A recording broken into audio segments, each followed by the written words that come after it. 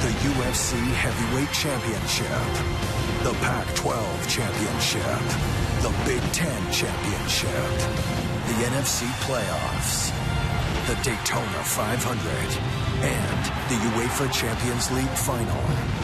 The world's biggest events are on Fox Sports. We are Fox Sports! Welcome to the Chevrolet World Series pregame show on Fox.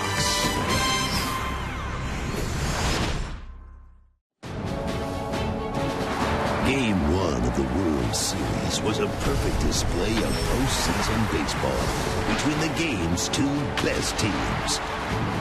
With their ace on the mound, St. Louis quieted the powerful Texas lineup. And then, to the delight of the hometown faithful, the Cardinals dealt the first punch. The Cardinals get 2 runs on a long single by Berkman. But the Rangers offense struck back at Chris Carpenter.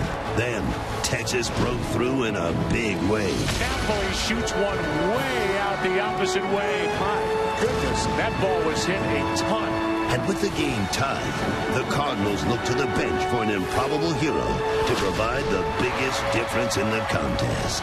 That is into right. The Cardinals lead 3-2. And Alan Craig delivers off the bench. Tonight, the Cardinals look to leave St. Louis with a commanding 2-game lead, while the Rangers hope that their big bats will heat up in the cold Midwest night. Game 2 of the World Series is next on Fox. The Cardinals hope to hold serve and use this home field to its advantage again tonight. Meanwhile, the Rangers are looking for that split before the series shifts to the Lone Star State. It's Game 2 of the World Series between the Texas Rangers and the St. Louis Cardinals. It is a cool, crisp evening as we welcome you to Fox's continuing the coverage of the World Series alongside Eric Harrows and the White Sox championship catcher, A.J. Przinsky. I'm Chris Rose. Guys, a better night for baseball, don't you think, out here? Absolutely. Not wet at all. You know, I like it. It's a little crisp, but not bad. Yeah, a little windy as well. But, guys, one big question tonight. Is it more important for the Cardinals to win the first 2 games at home in this series or Texas to get the split? It's got to be the St. Louis Cardinals for me. I firmly believe the Cardinals need to win tonight. Why? They're going to Texas. Texas can implement the DH, bring it back.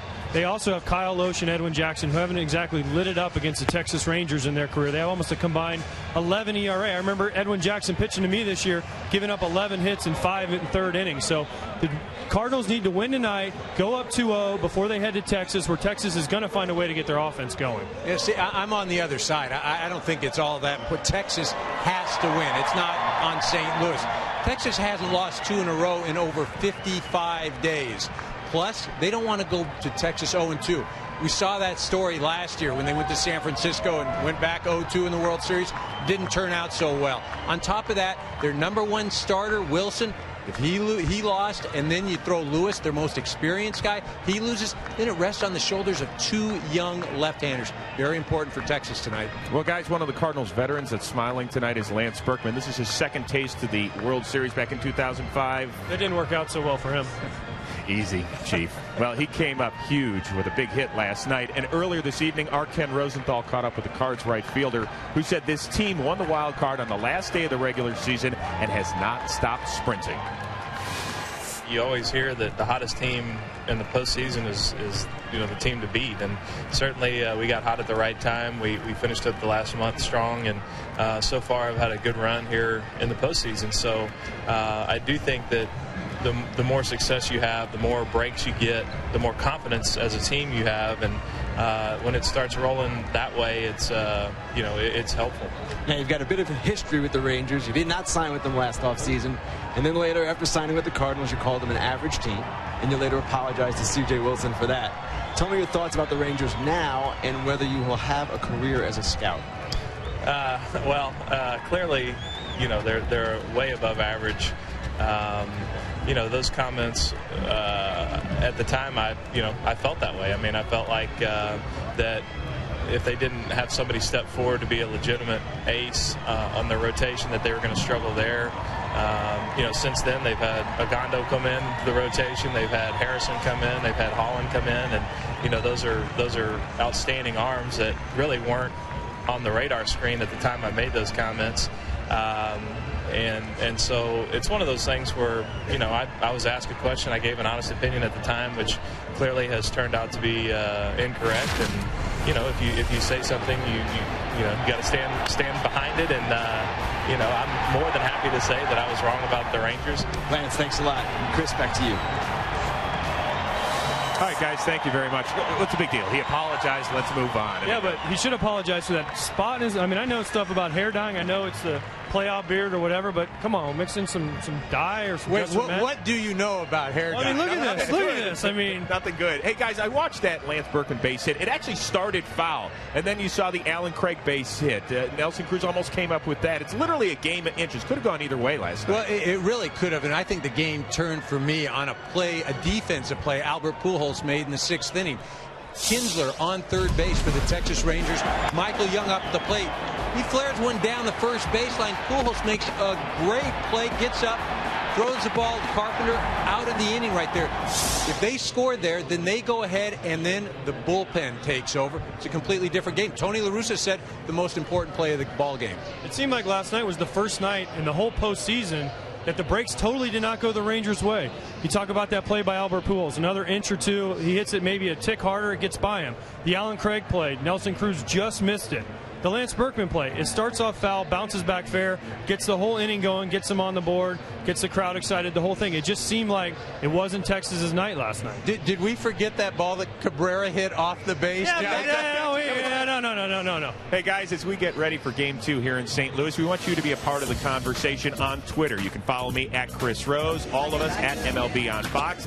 And we have a guest tweeter, the Phillies All-Star center fielder, at Shane Victorino. Don't forget, apply the hashtag World Series. You see that in the upper corner of your television screen. Well, depending what happens in this series, this could be Albert Pujols' final home game in a Cardinals uniform. He talks about his wild emotions and his connection with the city of St. Louis when we come back here on Fox.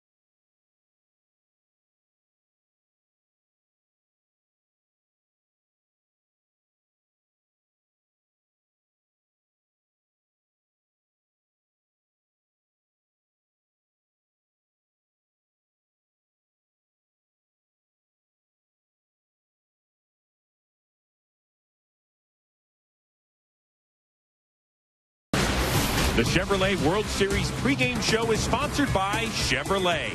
Thanks for making Chevrolet and baseball a part of America for the last 100 years.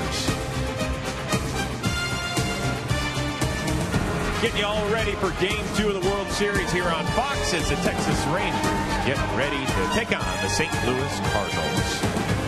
But for a man who has walked more than 1,000 times in his career, a free pass is nothing new to Albert Pujols. But free agency is, and he'll test it for the very first time in a couple of weeks. Undoubtedly, the lifelong Cardinal will be thrown many bouquets by others. And even if his body goes elsewhere, Pujols' heart will always stay here in St. Louis. From the St. Louis Cardinals, Albert Pujols. You know, I get the question a lot, what's it like to play with Albert Pujols, and I don't know how to answer it. He is, in my opinion, the greatest right-handed hitter of all time. Deep to left, there goes another home run. Albert has sent us home with the winner. He's been so great.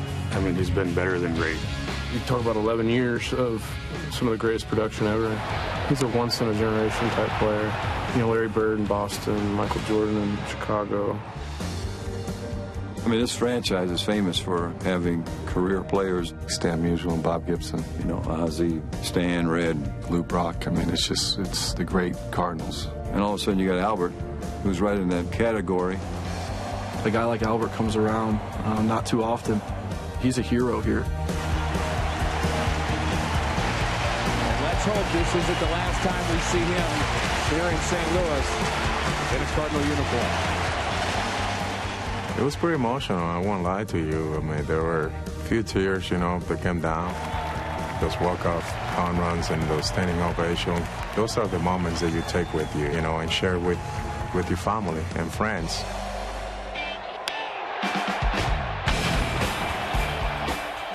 This is a real marriage between the area, the team, and him. People really appreciate baseball in this city.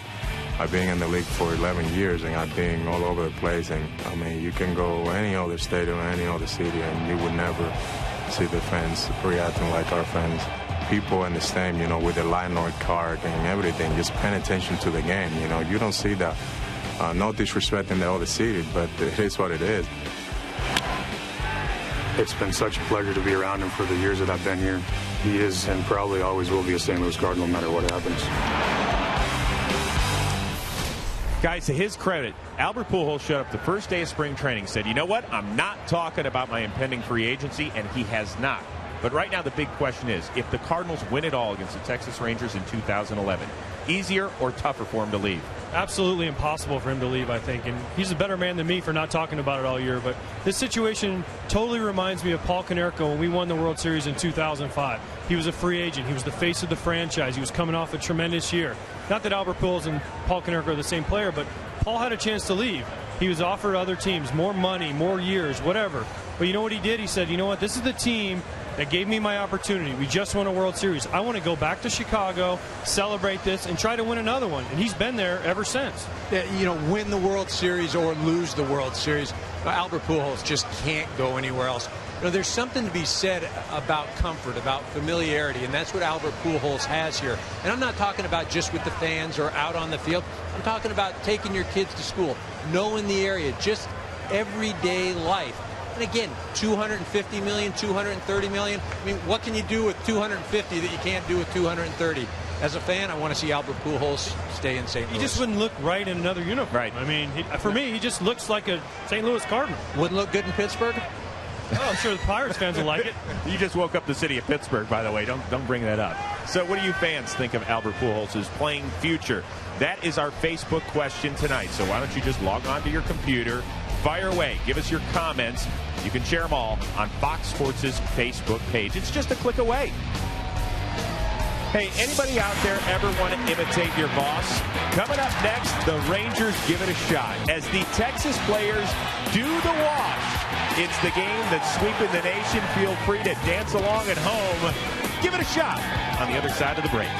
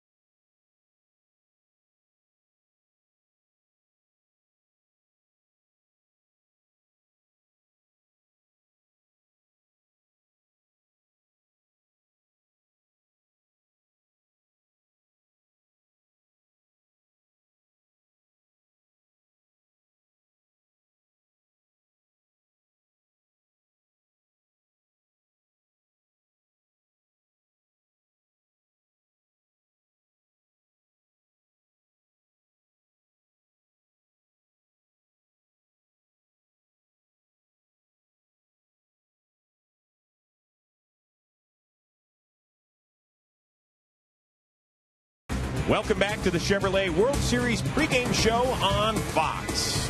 Getting ready for first pitch of Game 2 between the Rangers and the Cardinals live here in St. Louis. There's a 3-time NL MVP hugging a ALCS MVP, Albert Pujols and Nelson Cruz. Well, the Texas Rangers record has improved in each of the last 4 years under manager Ron Washington. He's a guy who's always smiling, and he's got those sweet feet moving as well. Just ask his players. He's nonstop. He's nonstop wash. Like, he's 24/7 wash. I'm just being who I am. I enjoy watching my guys play, and I'm just an excitable guy. You know, he's in the dugout. He's running with the guys when they're running the bases. He's over there. He's on the rail. He's getting it. He's got his arm going. Come on. I think most of the time when you see me do that, I'm back in the third base coaching box, and I just can't get it out my system. So we get a base hit, I'm whining, and when the third base coach stops him, I say, geez, he could have made it. Not always, though. You know, you go whole off season without seeing him, and then all of a sudden it's like, whoa, you know, like here comes the laugh. It's really funny. He come up with stuff that you not expect. It's really fun to play for him. I like to see good baseball, and they give that to me every night when I watch him play. He is so much fun to watch. What's your favorite move? You have no moves. Come on, stop. You have no moves. Come on now. You embarrassed America. Actually, you were with him out in Oakland, right? I was. In 2004, I got to know Wash real well. And, you know, he's a people person. He's a motivator. And he's also, he knows the game. He knows the game extremely well. And, you know, nothing was more evident than what he did in the AL Championship Series and how he used his bullpen. I mean, so much has been made about Tony La Russa and what he's done with his bullpen. Wash has done the same thing. Some people question his moves, but the bottom line, he's a no-excuse guy. He's got a saying, a favorite of mine. You do or you don't, you will or you won't. And that's the way he's approaching this series. He's definitely someone players want to play for. They want to go out there. They want to be excited. He makes them excited. You can tell his enthusiasm. He just wants to be out there. He still wants to be coaching third, and players want to play that. He gives you confidence. He gives you energy, and that's something you need as a player every day. Well, tonight, Ron Washington hands the baseball to his veteran right-hander, Colby Lewis. And this guy has been nails the last 2 years in the postseason. 4-1, ERA under 2.5. Meanwhile, Jaime Garcia very comfortable here in the friendly confines in St. Louis. 9-4, an ERA of 2.55 during the regular season this year. Now, AJ, you're a guy that has faced Colby Lewis. What do you expect tonight? I expect him to be good like he's been his whole postseason career. One thing about Colby Lewis you have to understand, he's not an uncomfortable at bat. He's not a guy you go up there and say, oh man, I have no chance today. He's got to make his pitches. He's got to use his slider, and he's got to throw balls that are just above the zone where they look like, man, I can crush this ball, and you just pop it up or hit a little fly ball. So he's one of those guys that was drafted by the Rangers in 1999, had a few detours, went all the way to Japan. Whatever he learned in Japan, I want to know, because he came back a better pitcher and a better player. So he's got to be able to establish his slider. You saw the strikeouts there with sliders. If he does that and throws that ball just high enough where guys can't hit it, he's going to have a good game. You want to come back as a better pitcher? Absolutely. They get paid way better. Well, Garcia, on the other hand, he's going to have to keep the ball down. He's a guy similar to Lewis in that, you know, he's not an uncomfortable at bat. He doesn't have dominating stuff. But when he gets the ball up, he gets into a lot of trouble. You see Ryan Braun taking him deep right there. Prince Fielder, I'll wear one right there. Ricky Weeks, a shot. Notice everything, though, is up in the zone. I'm the Texas Rangers, and I'm going into that batter's box. I'm going to stand up there, and I'm going to make him get the ball. If it's strike one low, I take it. Strike two low, I'll take it again. Make him get the ball up, take the ball the other way. All right, guys, before we get out of here for the night, predictions. What's going to happen? You said this game very important for the Texas Rangers. How do you see it playing out? I think Texas wins this ball game. I think they're going to come out and swing the bats a lot better than they did last night, score some runs, put some pressure on the Cardinals. I agree. They need Michael Young and some of these other guys. They've really struggled against lefties. I think Texas finds a way to finally get hot, win a game against the left-handed starting pitching, and Josh Hamilton and Michael Young. Come on now, I need you guys. Very quickly, in 15 seconds, anybody surprised Josh Hamilton still batting third tonight against the left-hander and with all his struggles? Absolutely not. He's their guy. He's the MVP last year in the American League, and He said, Wash said it in the last series. He's not going to move Michael Young. He's not going to move Josh Hamilton now. Yeah, no excuses, as Wash said. And, hey, you can use that phrase. You do or you don't. You will or you won't. I love it. I love that phrase. You got to motivate us each and every show with that one, EK. Very good. All right, we'll see you guys for the post-game show here on Fox. Coming up right now, it is time for the playing of the national anthem as we get you ready for Game 2 of the World Series between the Rangers and the Cardinals. Here is John Hewlett. Ladies and gentlemen, please rise and remove your caps for our national anthem. Performing tonight's anthem is country music star, 4-time Grammy-nominated artist, Trace Adkins.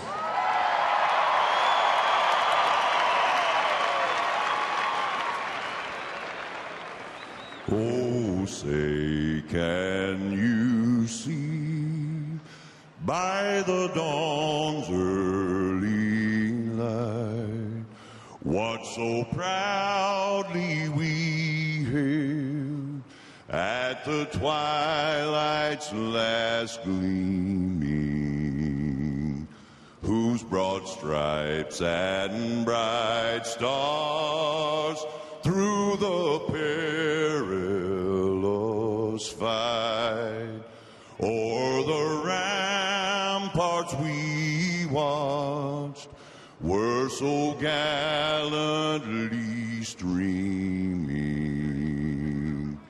and the rocket's red glare, the bombs bursting in air, gave proof through the night that our flag was still there. Oh, say does that star-spangled banner yet wave o'er the land of the free and the home of the brave.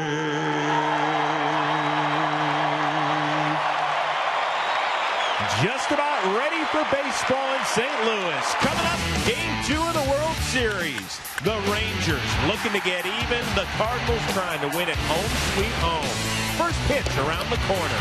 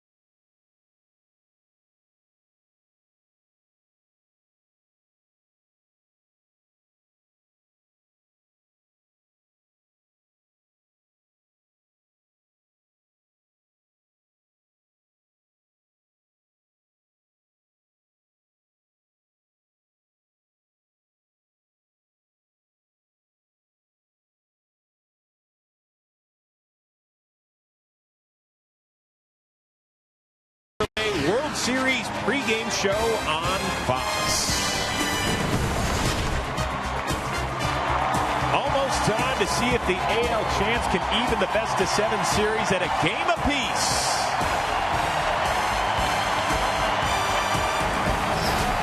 The Texas Rangers take on the St. Louis Cardinals on Fox.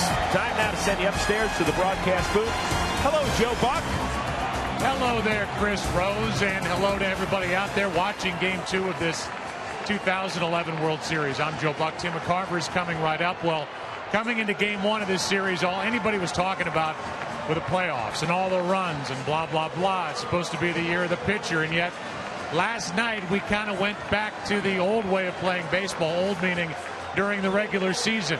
The St. Louis Cardinals did a lot of little things right, Tim McCarver, to win Game 1 here last night. Yeah, power can be mesmerizing, and I think what last night's game showed is that baseball has a way of getting back to showing people how and why you often win games. That's with pitching and defense. Anticipate the same type game tonight in the cold weather. Tony La Russa, however, reminding us that when these two teams go to Arlington, watch out. They're going to put a lot of runs on the board in the warmer climate.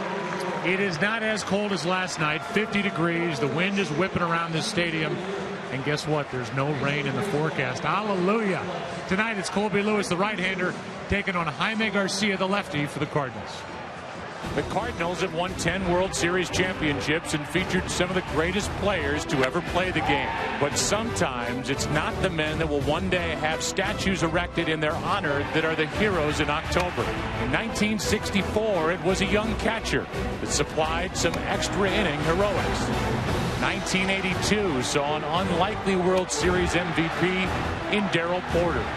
In 2006, it was the little guy, literally, who was the hero. Last night, another unlikely player made his mark in the Fall Classic. Who will be the hero tonight? It's Game 2 of the World Series on Fox.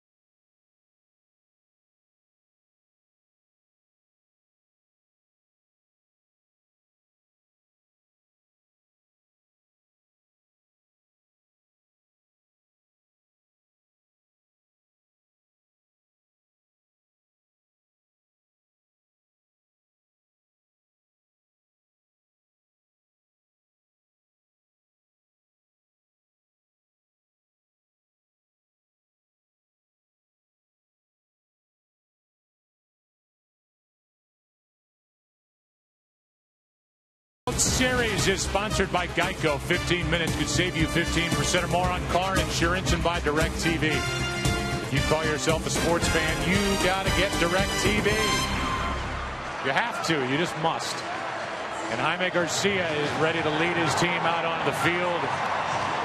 And the Cardinals up 1-0 in front of their home crowd. 46,406 packed into this third version of Busch Stadium last night to watch Game 1. Tonight's opening pitch brought to you by Budweiser. Great times are waiting. Grab some buds. Clydesdales were here earlier, that hitch. And back in the day, Gussie Busch used to ride around on that hitch and wave to the fans. And now it's Jaime Garcia getting ready to go. And the Rangers starting lineup brought to you by Taco Bell. Pick outside the bunt. Ian Kinsler leads it off. He's at second. Elvis Andrus is hitting second and short. Then it's Josh Hamilton, Michael Young, Adrian Beltre. Nelson Cruz is in right. Mike Napoli hits seventh again. He homered last night. Craig Gentry gets the start against the lefty. Garcia and Colby Lewis pitching and batting ninth. And the guy that has all eyes on him, number 54, and he is 25 years old, Jaime Garcia. Rangers' plan tonight is to make Garcia not only throw strikes, but high strikes.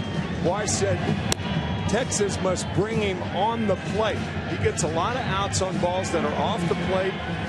Hitters are too aggressive with him. Electrifying changeup, a good curveball, a cutter, and in double play situations will throw the two-seamer. Home plate umpire is Greg Gibson. He is joined by Alfonso Marquez at first. Ron Copa is at second. Ted Barrett is at third. Gary Cedarstrom down the left field line, and Jerry Lane, who's the crew chief, is in right. Ian Kinsler is leading off in this lineup, and it is a group of 9 hitters who have never faced Jaime Garcia, not even for one at bat. Usually when that happens, the pitcher has the advantage. And off we go in Game 2. Strike one. Kinsler had 2 hits last night, and he has 13 this postseason. Just under 300. Breaks his back. Tests for Kyle. Has a good arm. 1 out. Well, you know, for Kyle is at short. There are no surprises defensively. Same in the outfield as last night. Holiday, Jay, and Bergman left to right. Freeze for Kyle. Punto, Pujols. Same group as Game 1. Yadier Molina does the catching. And Jaime Garcia is the second Mexican-born starting pitcher to start a World Series game, and the first since 1981 when the great Fernando Valenzuela beat the Yankees with a complete game in Game 3 as a rookie, a 5-4 win. That was after the Yankees had won the first 2 games at Yankee Stadium, a series won by the Dodgers. You remember that season when Fernando burst onto the scene through shutouts in 5 of his first 7 games. Fernando Mania was born. Strike one on Elvis Andrus.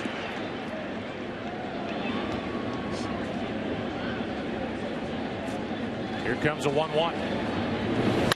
The opposite way. Pujols stabs it, goes to the bag. 2 out, and we go down to Ken Rosenthal for more on the history with Garcia and Fernando. Well, Joe, they actually met at Dodger Stadium last year, and now they are joined in history. And as you said, it was 30 years ago when Fernando had that complete game victory against the Yankees in the World Series. And how many kids in Mexico must have grown up like Jaime Garcia wanting to be him? Thank you, Kenny. Reynosa, Mexico is where Jaime was born. He was actually born 5 years prior to Fernando bursting onto the scene, as Josh Hamilton digs in with 2 out, nobody on. Here's a 1-0 from Garcia. That misses 2-0. The reason that Fernando Valenzuela won only 13 games that year and was Rookie of the Year, however, it was a 51-day strike in 1981. So an unusual season, unusual pitcher. And these are unusual swings from Josh Hamilton. He just does not look right. No, he doesn't. And if he's got that strained left groin, that's that power leg with his swing, and he looks like he is Little off balance when he's taking these hacks. That's ball 3. Well, what happens when you have something wrong like that? You try to rush your hands. You bring your hands out front. And the two elements of hitting, one of which is to wait. And he trades in a bat for an out. And that big number 3 presence of Josh Hamilton still without a home run this postseason. And it's a quiet top of the first for Garcia. No score, bottom half, game 2.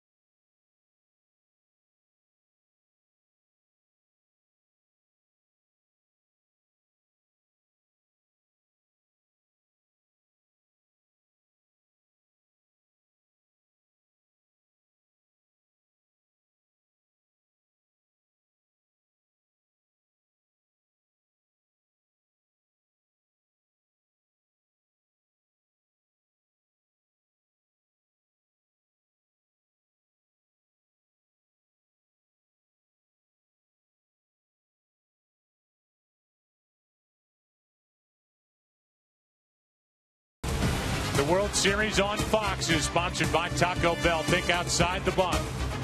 And by Toyota. There is Furcal ready to go. Here's the Taco Bell starting lineup. Think outside the bun. The Cardinals have just one switch from game 1, and that is Berkman and Holiday flip-flopping. So it's Furcal, Jay, and Pujols. Berkman cleans up. Matt Holliday, David Freese, Yadier Molina, Nick Punto, and Jaime Garcia. A good hitting pitcher against Colby Lewis. And I know he got the loss in that ALCS, but I think the Rangers are excited with the way Lewis has been throwing the ball.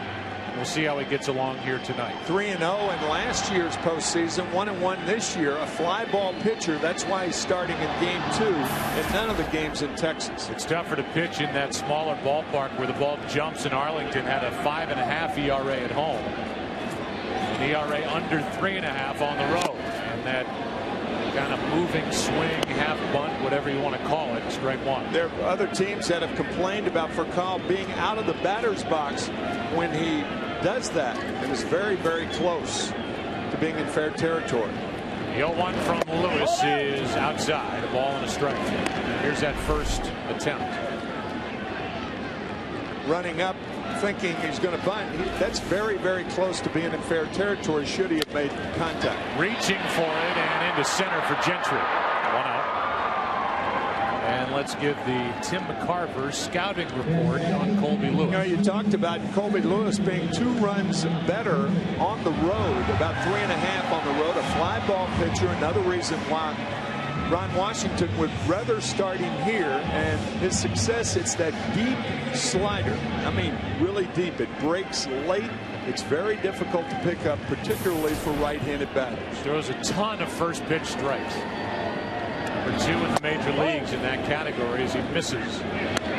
Ball 1 to John Jay. There are the splits, the home and road for Colby Lewis. Here's a 1-0. Off the hands, a ball and a strike. Talked about it during the ALCS, but if you're just seeing Colby Lewis, realize he was the 38th overall pick in '99, came up in '02, had a tear in his rotator cuff, and it's been a long road back. That is a foul ball. Just before it got to the bag, and that's all Beltre could hope for, and it went foul. It took about 87 feet for this ball to go foul as the bag comes into the picture. There. Grab it, Adrian. And they count 1-2 on John Jay. Just to finish on Colby Lewis, he spent 2 years in Japan.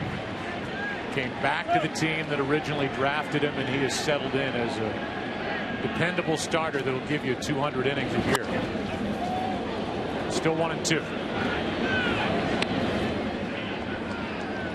You've heard stories about pitchers going to Japan, but usually they don't return to the major leagues.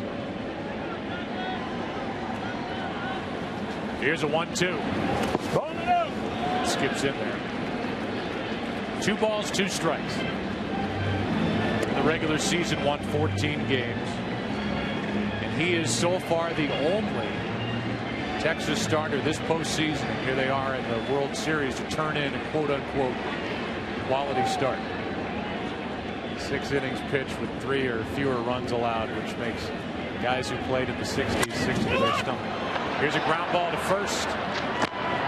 Out at first is John Jay. 2 away, and here's the journey of Colby Lewis. I mentioned he was drafted by the Rangers in '99. He went to Detroit, had a torn rotator cuff. He went out to the A's for a brief while, Kansas City, and then all the way over to the Hiroshima Carp for 2 years, and then came back to Arlington and pitched last year.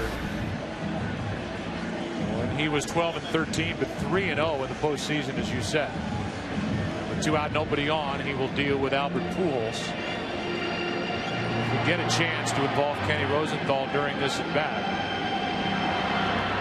His fans gave Pujols a long standing ovation here at the end of September on the 25th against the Cubs, thinking it might be the last time they see Pujols in a home Cardinal uniform.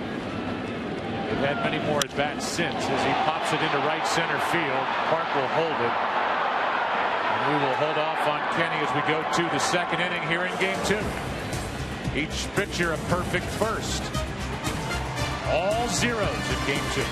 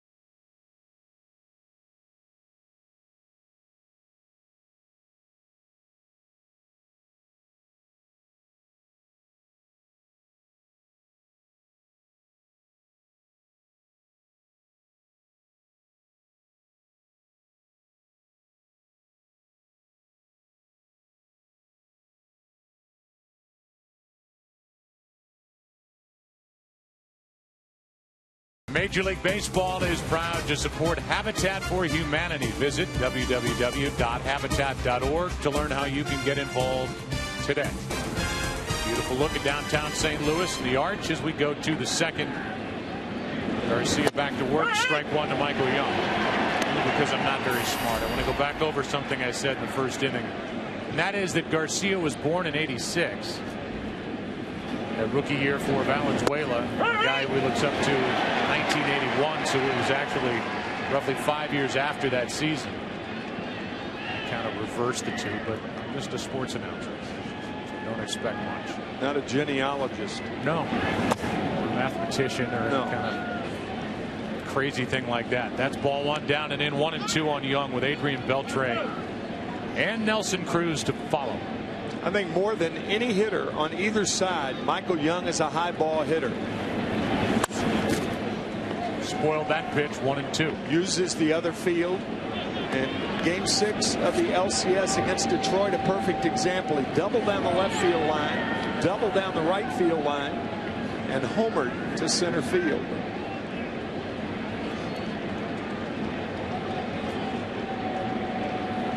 Here's a 1-2. A strikeout for the first of the night for Garcia.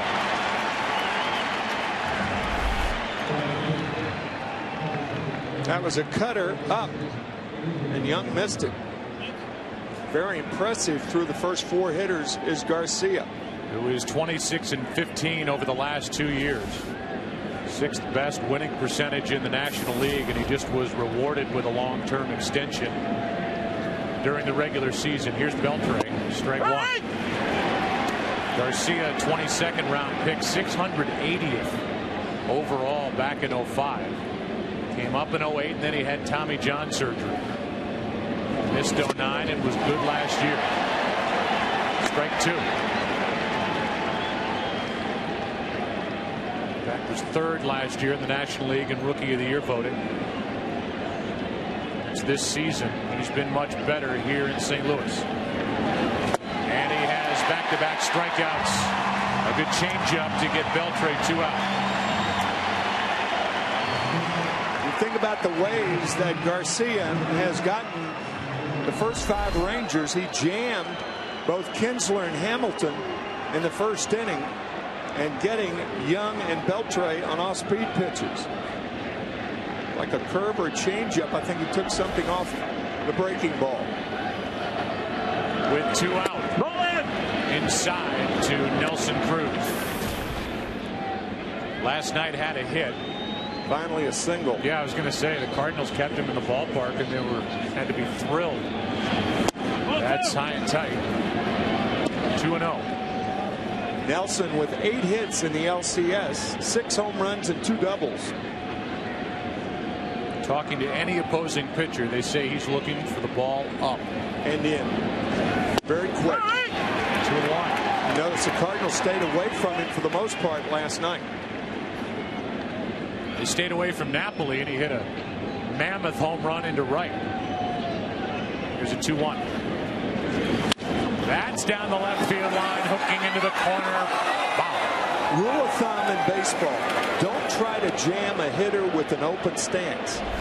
Nelson Cruz went to the minor leagues. He opened that stance. They can handle the ball inside. That's why they open up. That was a cut fastball, and on the hands, Cruz extended but hit it foul. That's exactly the swing that he and Scott Service put together in the minor leagues in '08. He hit .342. The Rangers called him back up. Hit .330, and he's been hitting with power ever since. See if Cruz can get on with 2 out and nobody aboard in the second. He takes up and in. A full count.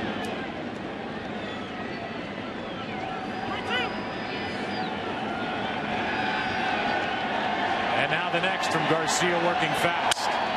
Sounded like he broke his back. Little pop up, and Pujols out to grab it. And the first 6 have been retired by Garcia.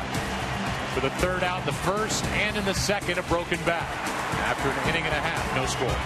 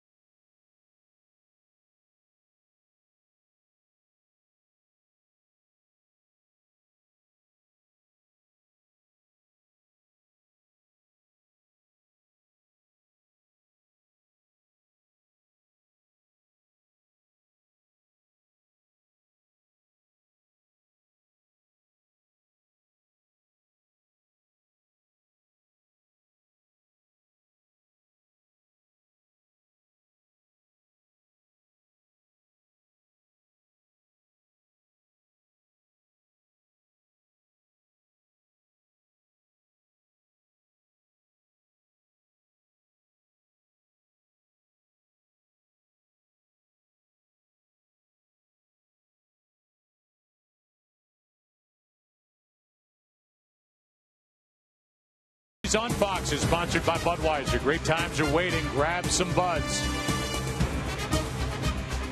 And up above on a beautiful night, little windy. Aerial coverage brought to you by DirecTV. If you call yourself a sports fan, you got to get DirecTV. Lance Berkman, Matt Holliday, David Freese. Middle three in the lineup against Colby Lewis, who had a perfect first. Cardinals have hit .284 as a team this postseason.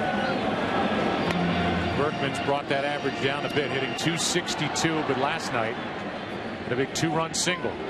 Down the right field line, batting right-handed.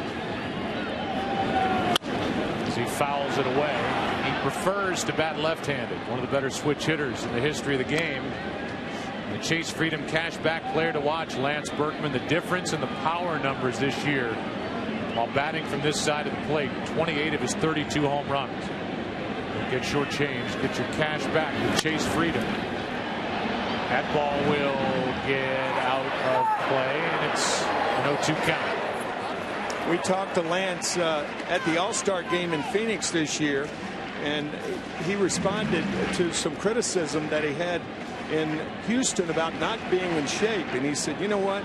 This is what it boils down to. If you hit home runs, you're in shape. If you don't hit home runs, you're a little heavy. And he's out in front and hooks this one foul. He actually said fat. Yeah, he did.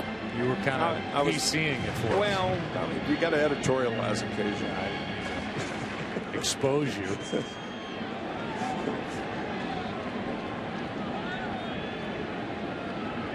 He has really changed the feel inside that Cardinal clubhouse. First of all, he's had a great year. Oh, he's funny, too. He's a funny man.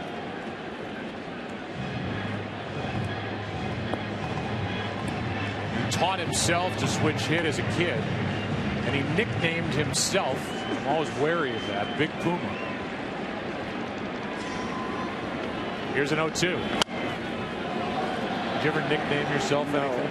No, I had enough people doing it. Hands McCarver? Well, no, Buckethead or Jughead. Because of the size of your cranium? Correct. Close to an 8. You and I are good partners. We relatively look normal next to each other on camera. That's out number 1. And a good pitch down and in from Colby Lewis. And a strikeout starts the bottom of the second. A good changeup used to good advantage to get Berkman.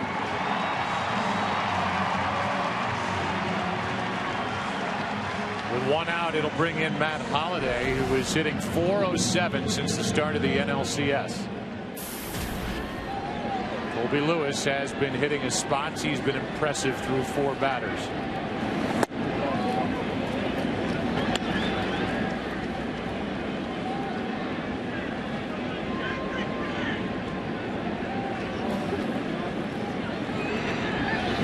Cardinals have gone 214 plate appearances since their last World Series home run. That includes tonight. You have to go back to Game 1, the 2006 World Series at Detroit. Pujols went deep. That was a good pitch. Called ball 3-0. That was a good pitch that Pujols hit that night. We were there in Detroit. Home run to right field. 1 out, nobody on. Here's a 3-0 to Holliday. 4 straight, a 1-out walk. Holliday is Game 2's first base runner of the night. It'll bring in local hero David Freese, who went to Lafayette High School in Wildwood, Missouri, about 30 miles west of here, but it's considered St. Louis. He went to community college, Merrimack, and then the University of South Alabama, a guy who quit the game of baseball altogether after his senior year at Lafayette. As he told us before last night's game, he was at Mizzou, joined a frat, and was going down the wrong path as he hits one off the end of the bat into center for Gentry. 2 out. David woke up in his sophomore year one day and said, I got to get my life back on track. I've got to get back to the game of baseball. And that's when he basically recruited himself to play at Merrimack, and here he is in the World Series playing for his his hometown team. Yeah, we were kidding David last night before the game and asking him if he basically signed himself. He kind of giggled and said, well, yeah, I guess you could say that. His parents, Guy and Lynn Freeze. We have some family photos, some kid photos from David's childhood that we'll show you before the end of the night. Here's Yadier Molina. Took one outside, ball one.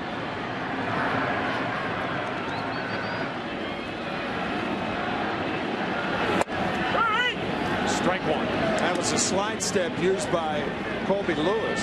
When a pitcher picks up his leg, obviously it takes more time to get it down. Easier to run on that pitch. So Lewis mixes that in, that slide step toward home. With 2 out. Again, and this one on the outside corner, strike 2.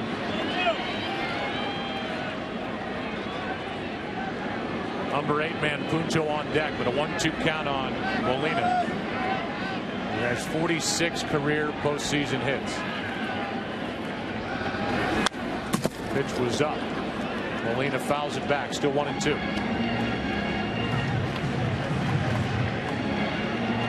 His tattoos on the neck of Yadier Molina, new for 2011. There is where Yadier ranks for. Remember, there are more rounds now than there were for a guy like Yogi Berra, which means his 71 among catchers in postseason history, all the more impressive. Remarkable. Yogi Berra, I mean, you look at his numbers and what stands out as much as the hitting, the few strikeouts that he had. He averaged about 14 strikeouts for 6 years from 1951 to 1957. That's 14 a year. Remarkable. Incredible. Unbelievable. And he honed those skills on the hill here in St. Louis. Holiday gets back. Growing up, of course, with Joe Garagiola in the same block. Joe Garagiola Jr. had a long chat with him yesterday before the game. Looks for MLB. As Molina chased it up and away, and a good start for Colby Lewis. Cardinals strand their first. Into the 3rd inning we go. Game 2. Still all zeros.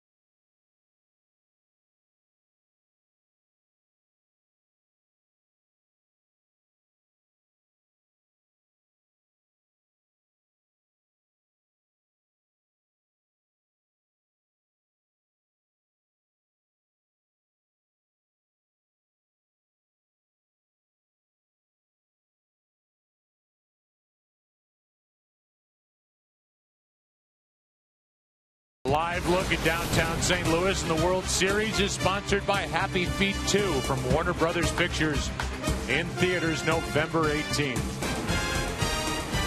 Busch Stadium all lit up, the arch in the foreground, and we move into the third inning with Napoli, Gentry, and Lewis against Garcia, who has not allowed a base runner. The guy's been hitting .370 since the 4th of July. Oh, that's he saw fireworks. His season took off. He went deep last night. So that averaged the best across baseball. On the inside corner from Garcia, 1 ball, 1 strike. Do you like what you see from Garcia? Oh, I'll say he's getting through the first 6 hitters. He's getting hitters out in different ways. He's jamming some, change up for others. Bounces in, ball 2. This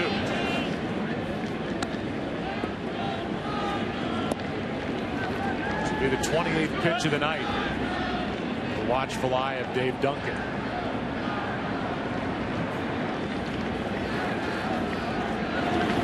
Hard hit, right at Freeze. 1 out. Napoli is just hitting bullets everywhere, and this one was right at David Freeze. That was a slider down and in, and Freeze dropped to the left knee to make the play.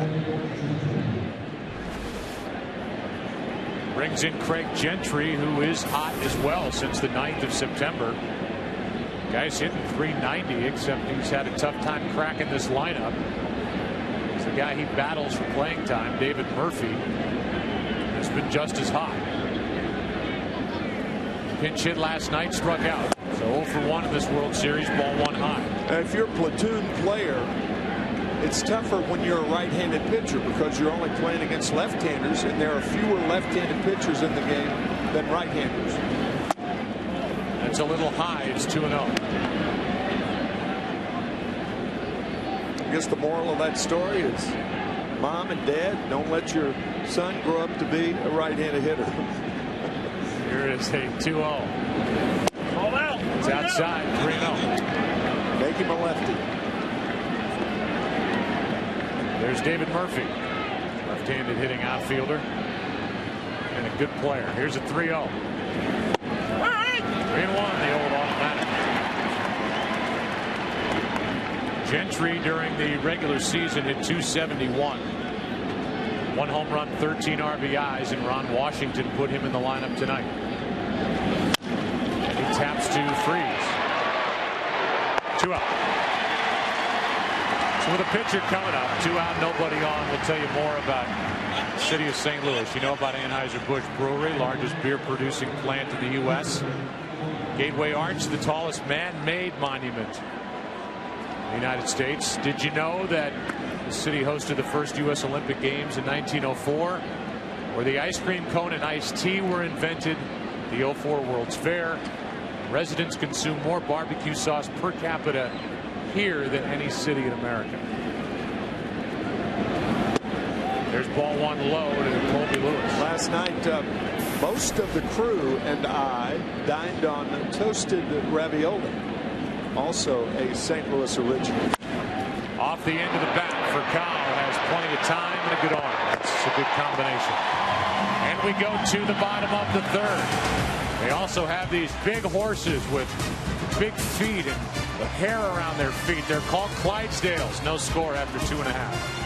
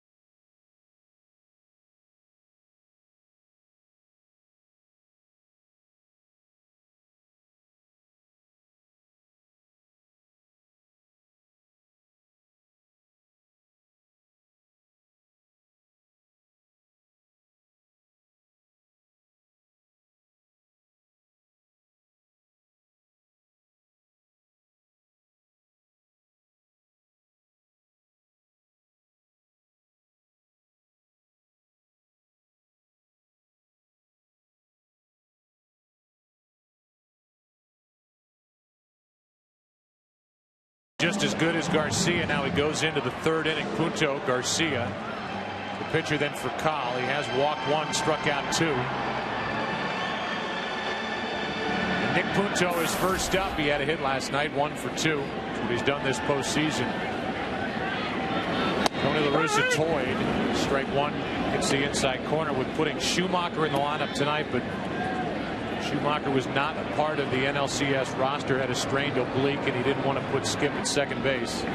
So Punto's had some good at-bats, made all the plays defensively, and the former Twin, who Tim learned from a good one in Ron Gardenhire with a Minnesota Twin. The Minnesota Twins gets the start here tonight. Here's a 1-1. 0-2. Ron Gardenhire was the third base coach for Tom Kelly when Tom was the manager for the Minnesota Twins. In fact, Tom Kelly was the manager his first year as a manager with Minnesota when the Twins beat the Cardinals in the '87 World Series. Here's a 2-1. Just in. The count goes to 3-1 on Punto.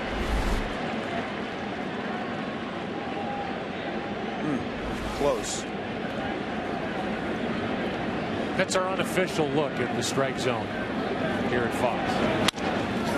And from a close pitch on 2-1 to a 3-1 ground ball off the bat of Punto. And here is Mike Maddox, pitching coach for the Rangers, and we asked him first about if he liked what he was seeing out of Colby Lewis tonight.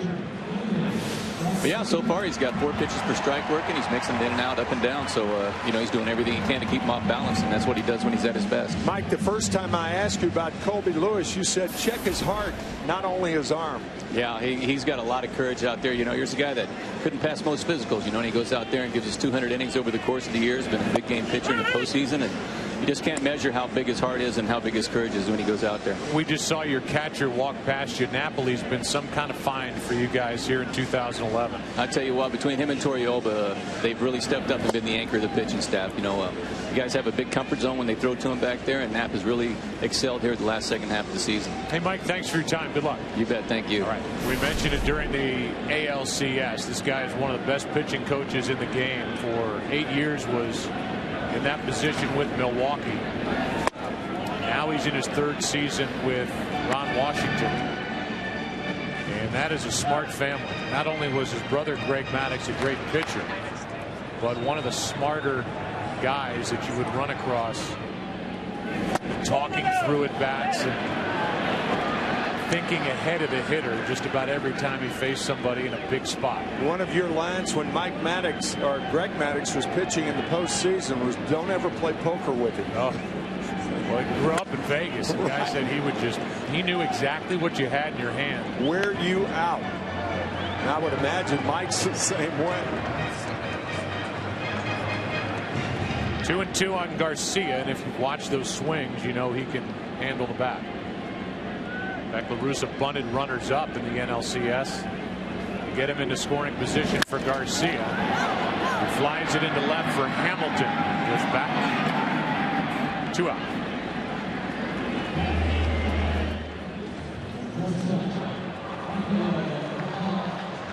We'll bring in Rafael Furcal. There are no hits yet. Last time a World Series game went hitless through 3 was in '98. We were there with the Yankees at the Padres, and that was a 4-game sweep. Nada.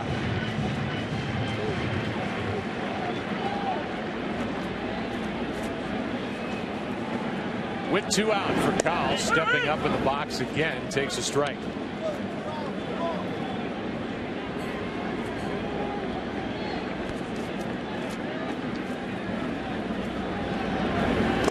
And now a ball. I mentioned this is the 54th career postseason game. It's short for Kyle. It's 5th all time. He's now ahead of Phil Rizzuto again with more opportunities, with more rounds. Jeter is number 1. With 152 postseason games at short. He'll try it. And he will make it. It's a 2-out double for Furcal, the first hit of the night.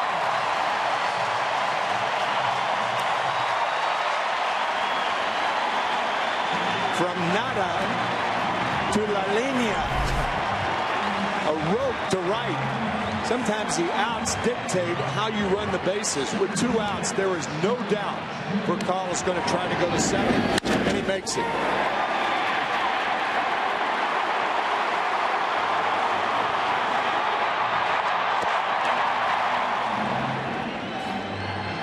What a pickup. What a difference maker for Kyle has been. This was a very bad defensive team here in St. Louis. Bad on the infield, and this is a pitching coach in Dave Duncan that preaches pitching to contact. They were kicking the ball all over the place earlier in the year. Kyle has helped solidify that defense. And that's why it's remarkable that the Cardinals are in the World Series. They were bad on defense until the All-Star break or until the deadline, and bad in the bullpen. Those 2 areas, you can't win that way, but La Russa has. To the right side, that will end the inning as Young goes to the bag. Defensively, the Cardinals have made only 4 errors this entire postseason.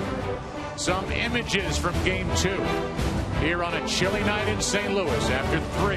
Rangers and Cardinals, no score.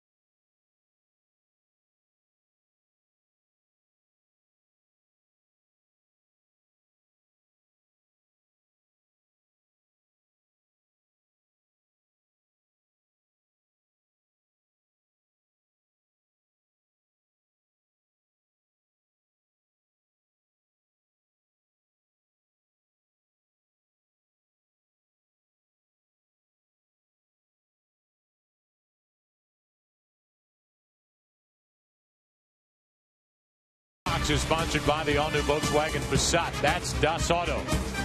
And by Chase. Don't get shortchanged. Get your cash back with Chase Freedom. Nice night. Good pitching again here tonight. As the top of the order will bat for the Rangers. That means Kinsler, Elvis Andrus, and Josh Hamilton against Jaime Garcia. Last night's starter and winner, Chris Carpenter, is with us from the corner of the dugout. Carp, what is it like the night after you get a win, pitch as well as you did? It's got to be a satisfying feeling in the World Series. It is. It's exciting to get that first game, but obviously tonight's a big game for us too. I think we win tonight, it puts them in a hole that going into their place where they obviously play really well. It would be great to get this game tonight. Here's a pitch that misses down and in. 2 balls and a strike. Tell us about that play and that dive at first base last night. You ever done that before? No, I haven't. I don't know what happened. Albert led me a little too much, and just instinct. I jumped out and grabbed it and knew I was going towards the bag, so I was hoping for for an out there. Unfortunately, I was lucky I didn't get stepped on by Elvis. Yeah, you ought to thank him maybe with a note or something. Yeah, I thought about it. I thought about it. He could have easily ruined my night, but he didn't. What's not going to ruin your night? Peacock Bass in December. I hear you. I can't wait for that. Hopefully we can go there with a ring and have some fun, catching some bass down in Brazil with Doc. Yeah, Doc, you're going to go with Roy Halladay, who you beat in Game 5 of the division series. Is that going to even come up when you guys are fishing? I'm not sure. We'll see what happens when we get down there. I'm sure that we'll have some sort of competition on who catches the biggest fish. You're going to be in Brazil. Yeah. Wow. It's going to be great. You live big. Every once in a while. Hey, what should we look for out of Garcia tonight so far? And I know he just walked the leadoff man. What do you look for in the dugout?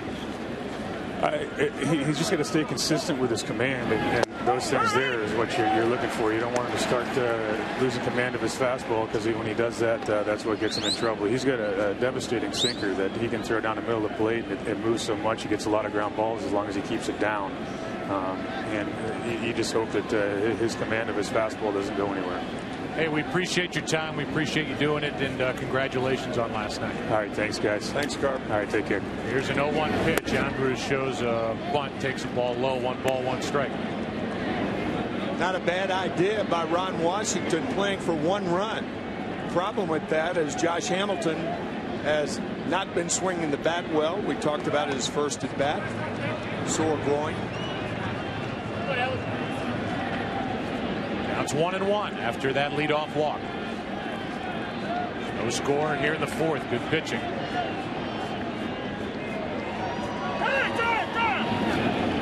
You took note of what Ron Washington told us before the game, that Garcia is tough to run against. That's their scouting report, because he hangs that right leg in the air, so it's tough to get a jump. Yeah, normally hangers from pitchers are bad things.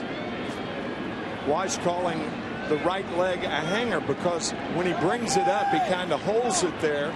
You don't know whether he's going to home or first. That a little quicker, and that bunt was foul tipped to the glove of Molina. Strike 2. He rushed that delivery. That was far from the hanging right leg.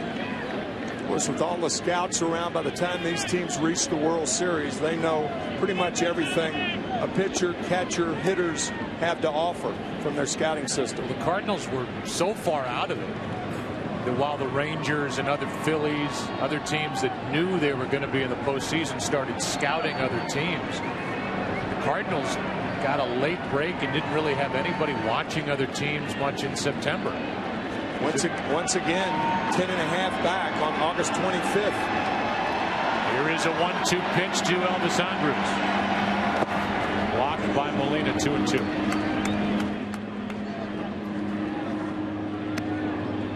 I think Lance Berkman's a little too deep in right field. Elvis Andrus is not a guy who hits a lot of balls hard the other way. He has no power the other way. Only 5 home runs on the year. A lot of singles. So you try to take that away from him, the opposite field. And a little floater into right, and here comes Lance Berkman right on cue. But he had time, and that's out number 1.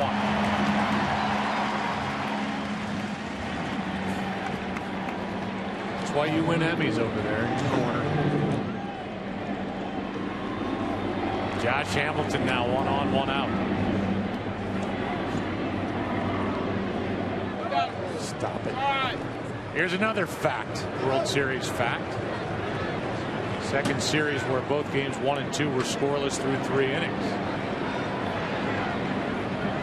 Last night, it happens here tonight. We're back to 1961, Cincinnati and the Yankees, and that's ball 1 to Josh Hamilton, who has not been able to really drive into a pitch. The guy who broke the news about the injury, Ken Rosenthal, is standing by. Here's a 1-0. That's a strike. Ken, you got more on that sore groin. Yes, Joe, I spoke with him today, and Josh said that he spent part of the day tinkering in the batting cage, trying to figure out ways not to use his lower half when he swings. And that's obviously not the preferred way to hit, but he says he has enough upper body strength to drive the ball even in that regard. Now, he says it bothers him most on check swings and when he is running. So you will see him perhaps ease up on the bases a little bit so he can go all out in the outfield. He just flips it into left, doesn't carry it all, and that's out number 2. Boy, it is very difficult to hit when your lower body, when you can't generate any power from the lower body. We talked about rushing the hands and a one-handed swing, and we've seen that 3 times in the last 2 nights. Garcia also had him off balance, and now with 2 out, sure he's getting frustrated. Michael Young, he's had a rough postseason except for that big game 6 in the ALCS. He drove home 5. Digs in. He struck out his first time. He's hitting under 200 this postseason. Time called as Garcia was just staring at Kinsler, who led off this inning with a walk.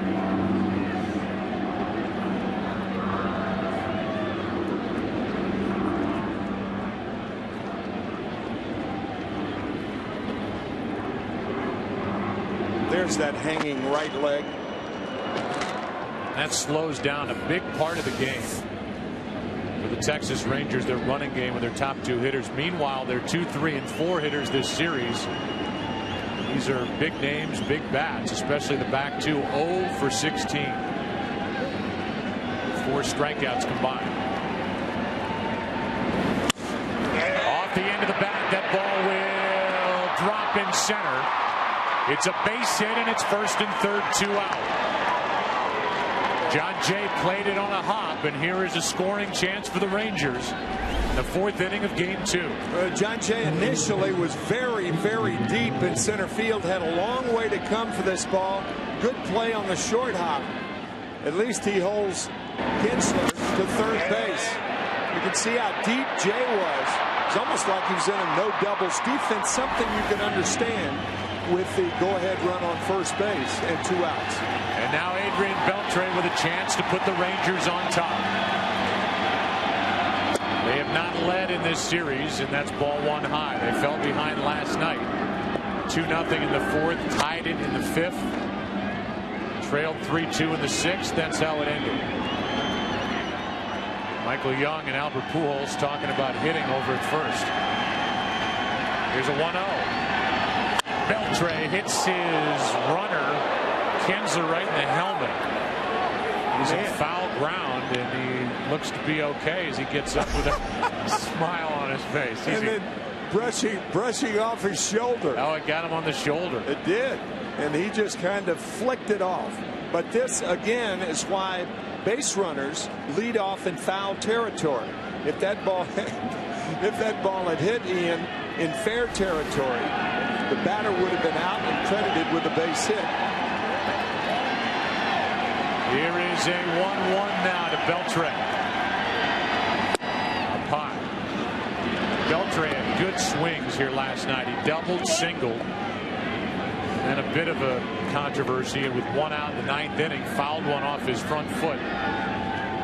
Went as the 2nd out. Not called a foul when it actually caught a piece of his shoe. Here's a 2-1. Instead, check on Young, who's about 3 inches off the base. Joe, I'd like to correct myself. I said the batter would be out, the runner would be out, and the batter credited with the base hit. Here's a 2-1. Down and in on deck is Nelson Cruz. Jaime Garcia in his first jam of the night. See if Beltre gets something to hammer here with a count 3-1.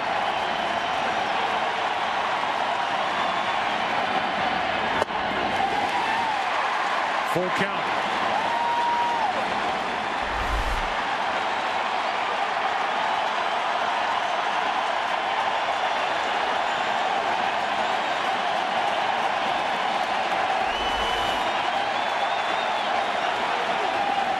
Runner at first will go.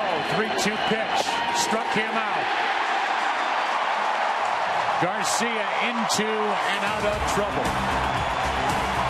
Rangers get their first hit, strand their first 2, and after 3.5, no score.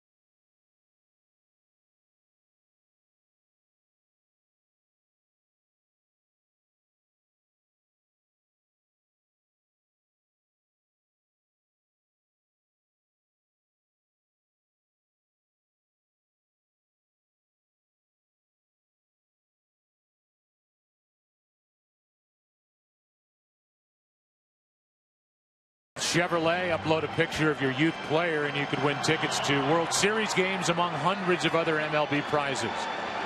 Be a part of the Chevy Centennial celebration and enter for a chance to win at ChevyBaseball.com. Heart of the order for the Cardinals, no score. And a strike hits the inside corner to Pujols.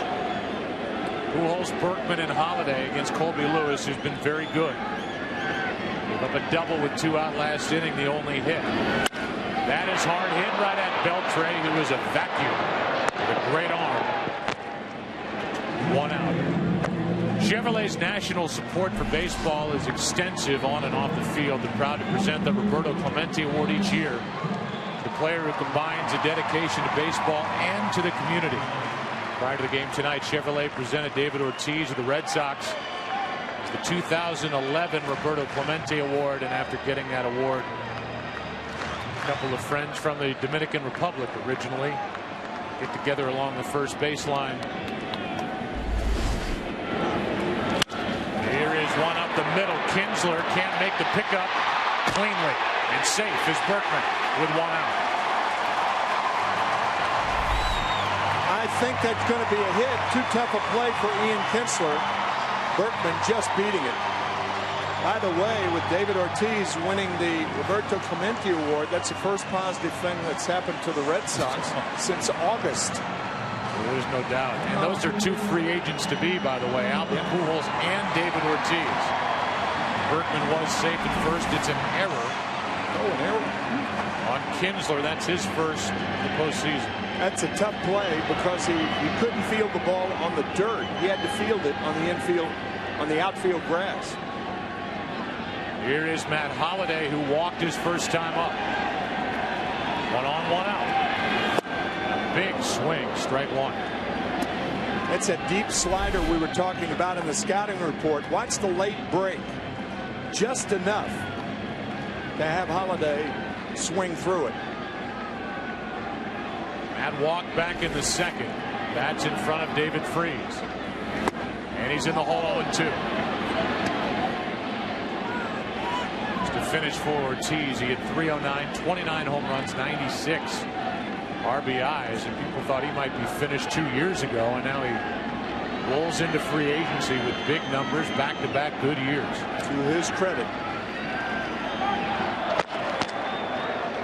There's some talk that the Yankees might be interested in bringing Ortiz to the Bronx to be their DH.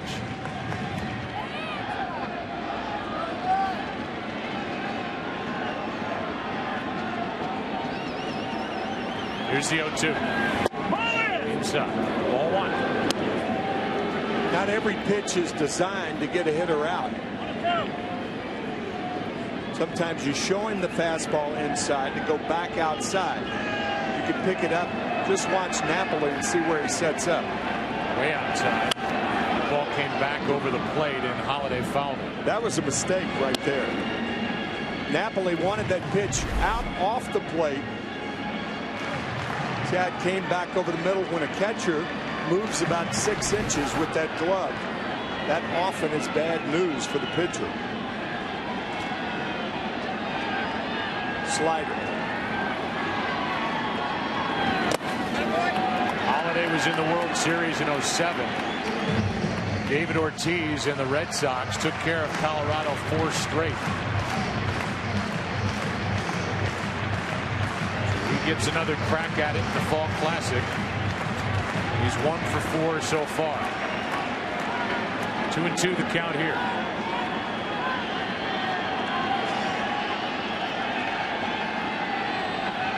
Throw over, I believe. That's a flip. That used to be the sign for a knockdown pitch. Not that catchers ever gave that, of course. No. No. Slider. On 2-2. And should be. Nicely played. How about that? What a play by Elvis Andrus, and then a bare hand for me and Kinsler. That was beautiful. Those two are so good up the middle. No score after 4. Game 2 in St. Louis. Back after this from your local Fox station.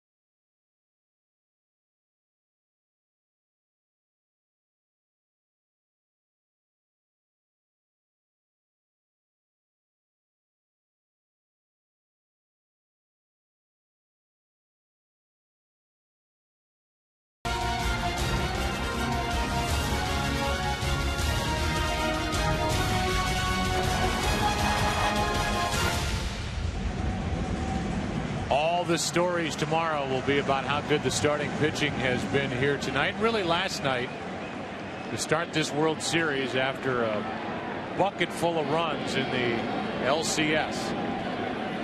Garcia back for the 5th. He has allowed only 1 hit. He's on as he faces Nelson Cruz. He has that easy delivery, and then the ball jumps in on hitters. Get a real good read on pitches. Good low, tight breaking ball. 1 ball, 1 strike. Cruz, then Napoli, then Gentry if anybody gets on the pitcher. Colby Lewis. That's outside. Ball 2.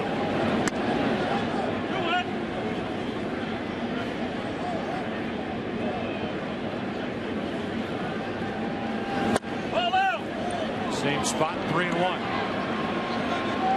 Dangerous pitch, dangerous situation for Garcia and the Cardinals. You do not want to come inside when Cruz is looking inside. Too dangerous. Well, Cruz light up another pitch, and instead it's middle away, and it's full count.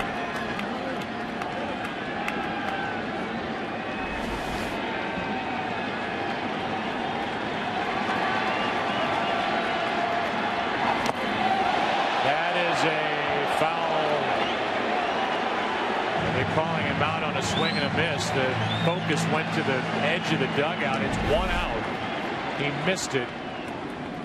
Thought he may have tipped it, but he missed it. And then a nice bit of work by a fan in that front row, just knocking this bat down so that it didn't end up getting deeper into the seats and saving maybe that little girl that was left. Well, whether intentionally or unintentionally, Garcia playing on Cruz's aggressiveness out of the strike zone to get the strikeout. And a good breaking ball from Garcia after his 4th strikeout. Garcia's made some pitches, and he's made them behind in the count. Yes, yes. Napoli hit a rocket to 3rd his first time up. 1-1. That's one of the big differences in good pitching in the major leagues and good pitching in the minor leagues. In the minors, you get fastballs and fastball counts. In the big leagues, you have to be able to throw breaking balls. Here's one into right, and Berkman a stutter step, 2 out. In those same counts. Well, this week it's a Fox NFL Sunday doubleheader, beginning with the Falcons heading to Detroit. Good game. Redskins, Panthers, Bears, Bucks in London, and the Seahawks facing the Browns. Then it's America's game of the week as NFC rivals collide with the Packers taking on the Vikings. The Rams and the Cowboys. So it's St. Louis and Texas in baseball and football. Coverage begins with a Built Ford Tough Fox NFL Sunday pregame show at noon Eastern, 9 a.m. Pacific. In at the knees to Gentry, strike 1. I would say it's safe to say that the Nolan Ryan Expressway will be rather packed on Sunday afternoon and evening. We better leave early. Yeah. There's Nolan. His wife Ruth. On the outside corner. Those two combined 2 of the greatest names in baseball history. Oh, great line. You're right. Count 0-2. Another strikeout for Garcia, who has struck out 5, allowed only 1 hit through 5. We're halfway through game 2. Cardinals coming up bottom of the order, coming to the plate, no score.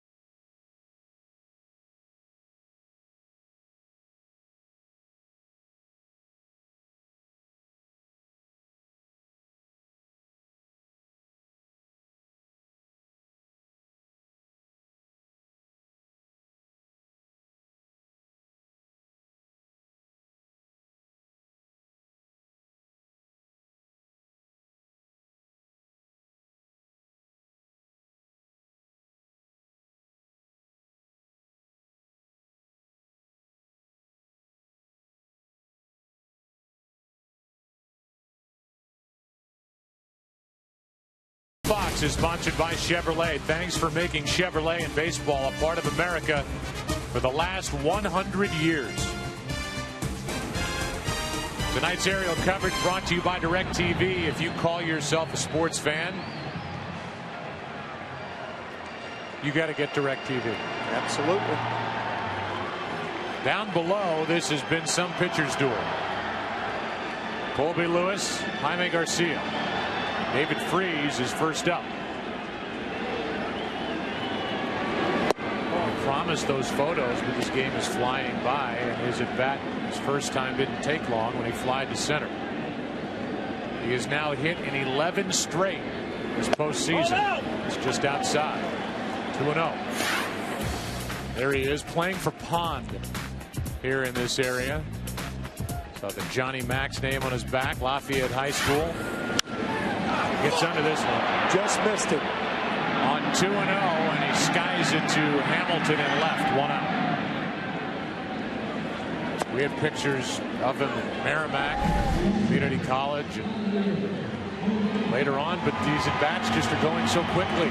Oh, Joe, that's what happens too. Boy, you talk about squaring up on a ball. He just got under it, but that's what happens when a pitcher is throwing a 2-0 pitch instead of an 0-2 pitch. There he is at Merrimack. A young David Freese. Yes. And here is Molina, who fouls it away. Strike one. David is 28 years old. And so far, Colby Lewis has retired him on a fly ball to center, 1 to left, and Lewis is matching Jaime Garcia as Molina waits for an 0-1.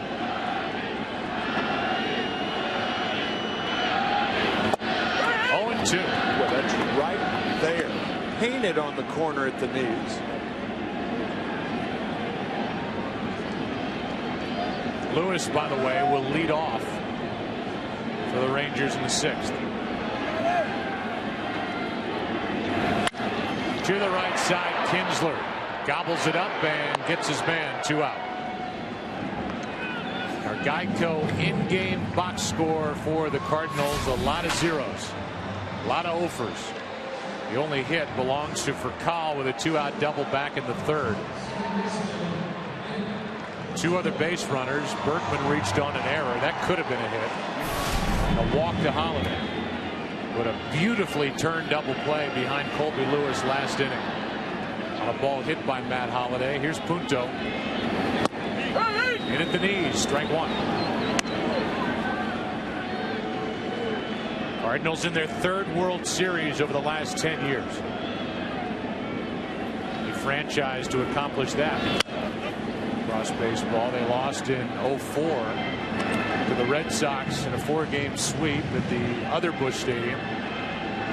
Beat the Tigers in 06. First year of this Busch Stadium. Here they are taking on the Rangers.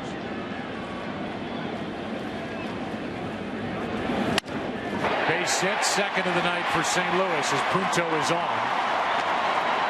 And that will bring Garcia to the plate. 0-2 mistake from Colby Lewis. He hangs a breaking ball. That's one of the few mistakes that Colby has made tonight. If nothing else, it serves as to clear the pitcher here in the bottom of the 5th, even though Jaime Garcia is not a weak hitting pitcher, as you mentioned the last time up. Didn't have a hit during the postseason. Did hit a home run during the regular season among his 6 hits. That was at Miller Park in Milwaukee on August 2nd. That's a big league cut right there. He can hit. Strike 1.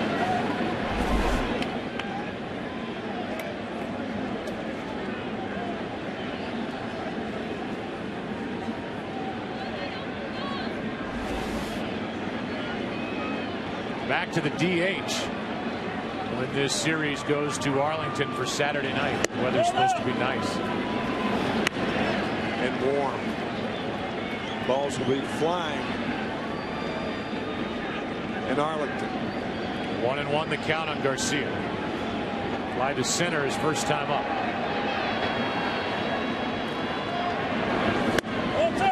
It's upstairs. 2-1.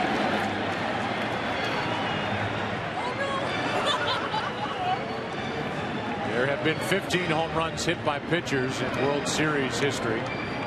Last one was Joe Blanton back in 2008. Phillies won it all over Tampa Bay. That's ball 3. Colby Lewis using his slide step. There's no need to do that because Pinto's going nowhere unless the count's 3-2. It's okay to stretch, lift your leg, take your time, and throw a good pitch. No slide step necessary.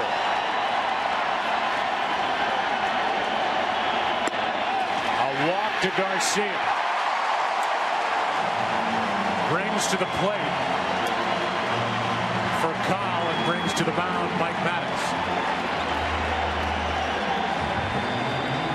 Kyle is a .333 hitter with runners in scoring position during his postseason career. He doubled his last time up. So this will be an interesting matchup for Kyle, and Colby Lewis is trying to keep this thing scoreless through 5.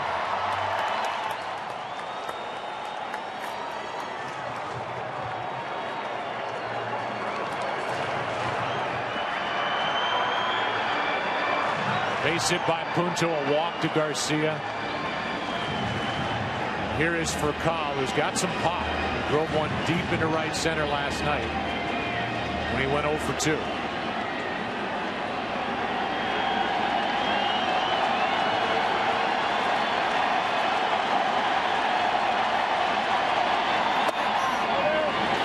Very good pitch, called ball 1.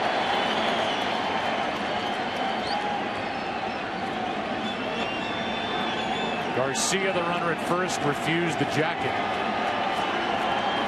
On this cool night, upper 40s. Here's a 1-0. Strike 1.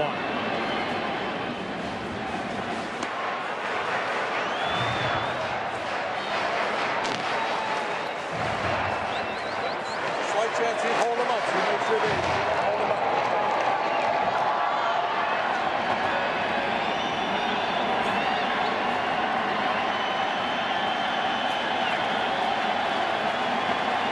The 1-1. Hard hit. What a play by Andrus. Flips for the out.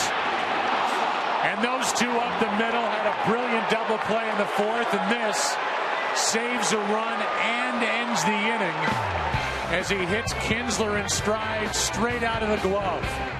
Unbelievable play by Elvis. Scoreless after 5 in game 2.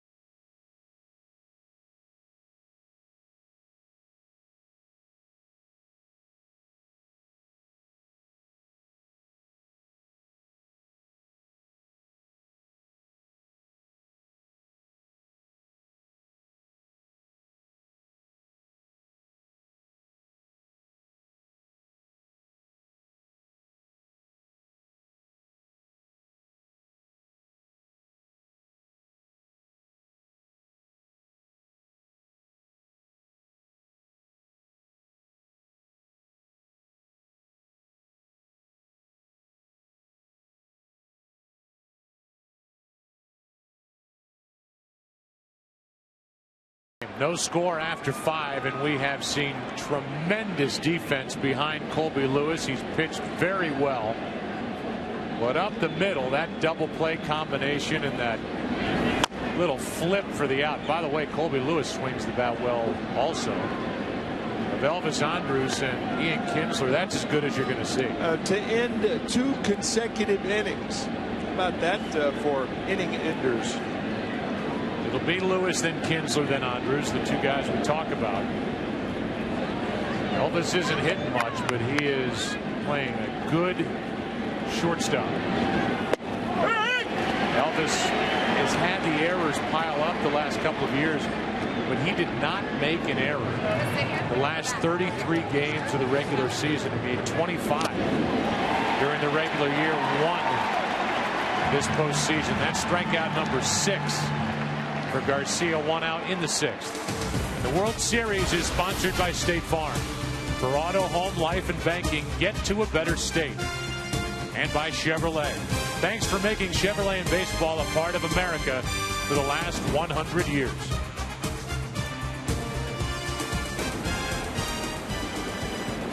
Here's Kinsler, who popped 32 home runs during the regular season, tied for 5th in the AL. Takes a strike.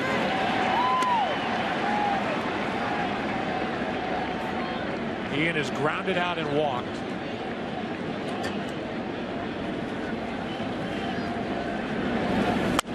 In off the hands and fouled, backing out of play, strike 2. Kinsler hit just .214 on the road during the regular season, but in the postseason, 14 games, he's hit 3 home runs, hitting .339. Away from Arlington during October, and that is another hit. And he's on base for the 2nd consecutive time. And it's time for the Nikon 1 replay cam, and we replay the double play that ended the 4th inning with a barehanded grab, and then in the 5th, straight out of the glove to save a run and end the inning as Kinsler beat Garcia to the base. Yeah, keep in mind Kinsler was playing Rafael Furcal to pull, so he had a longer way to go to make the tag of the bag to end the inning. 1 on, 1 out for Elvis Andrus.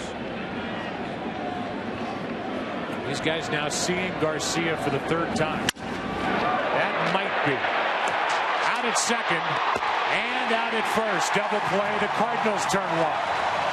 And they get the 2 guys who have played so well up the middle for the Rangers. Kinsler out at 2nd.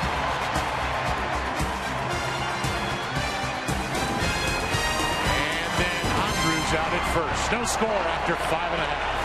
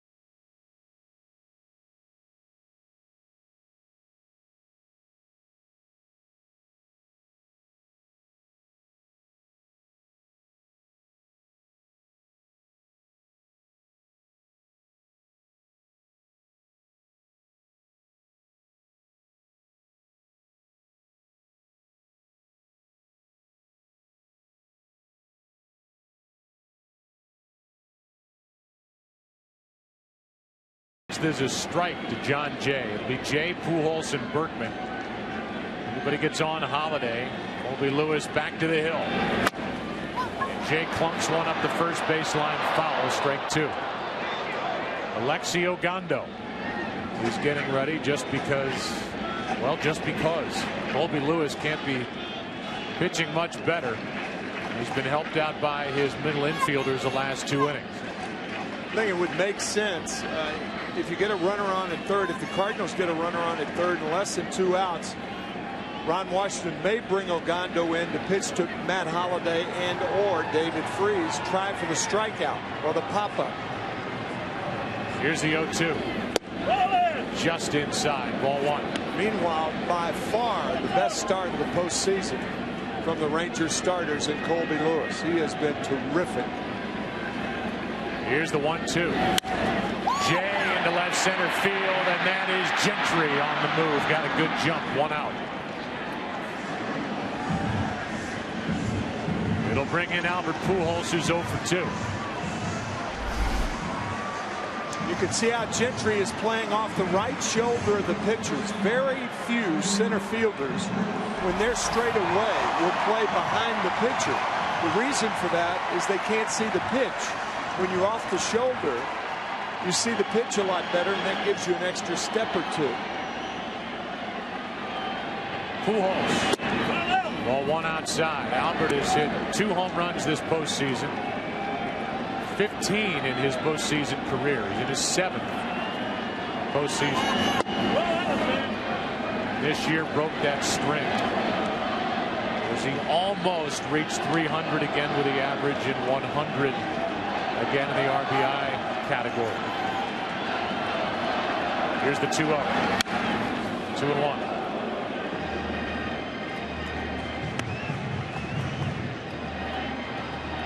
First time in 11 seasons that Pujols has failed to get to those lofty standards. That's foul. And it's 2-2.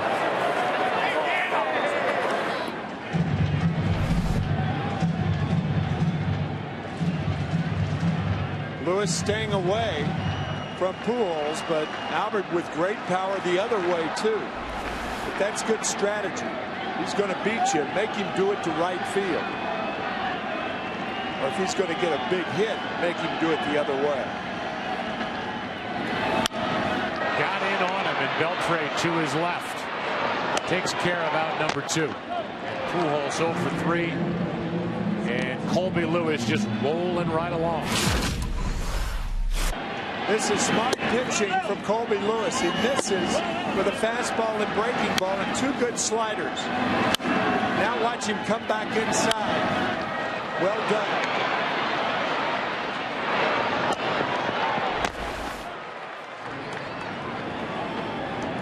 And here is Berkman, who hit 28 of his 32 overall home runs from this side of the plate.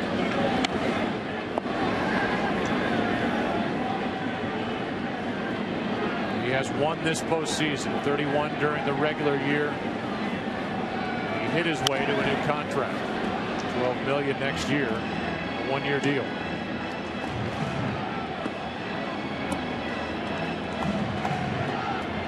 Trying to break this string.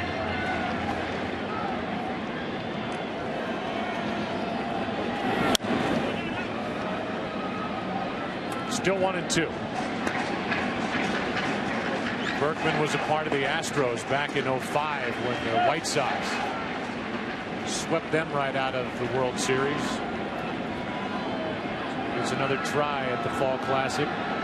Same with the guy hitting behind him, Matt Holliday, who, as I mentioned, was with Colorado in 07. 2-2.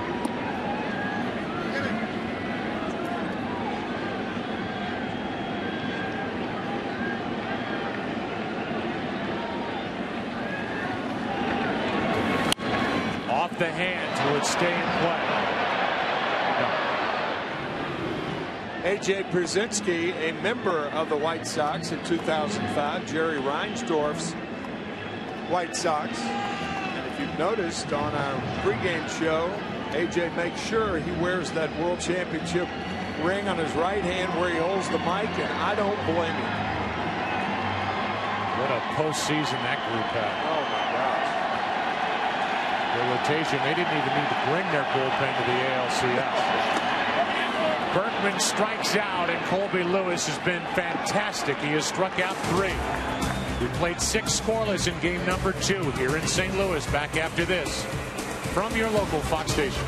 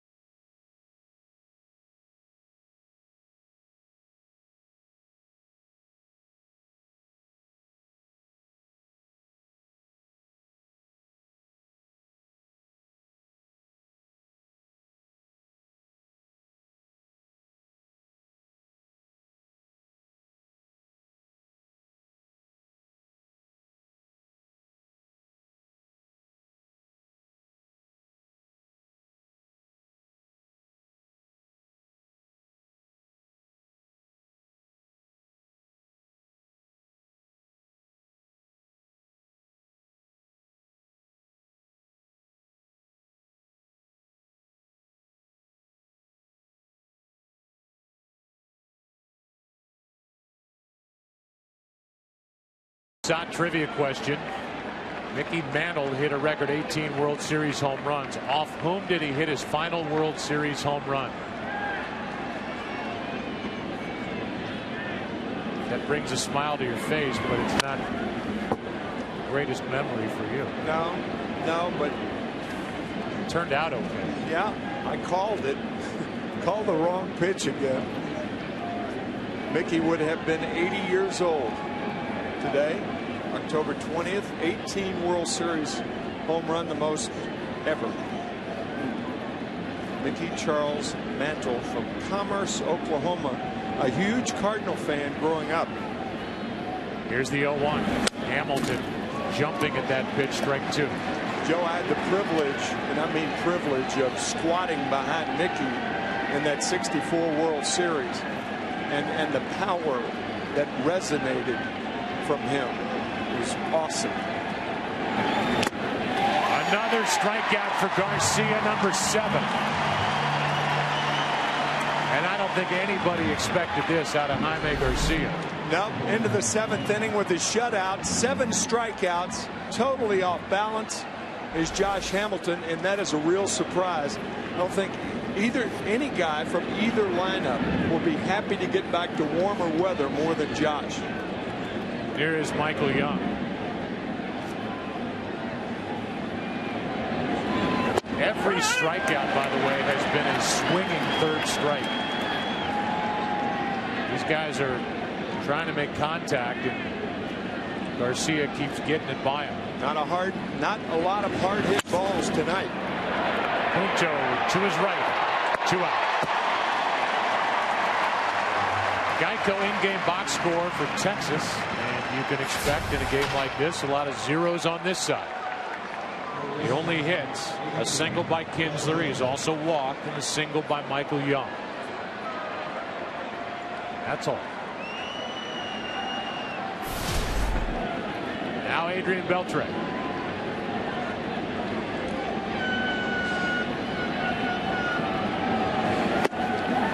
Beltre hasn't seen Garcia very well at all tonight. He has struck out twice.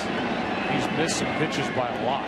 Well, you talked about it early in the game that nobody in the starting lineup had ever faced Garcia, and they're swinging like it. Hard hit, base hit. Beltre rides one under the glove of Furcal, and a nice play by Jay holds him to a 2-out single.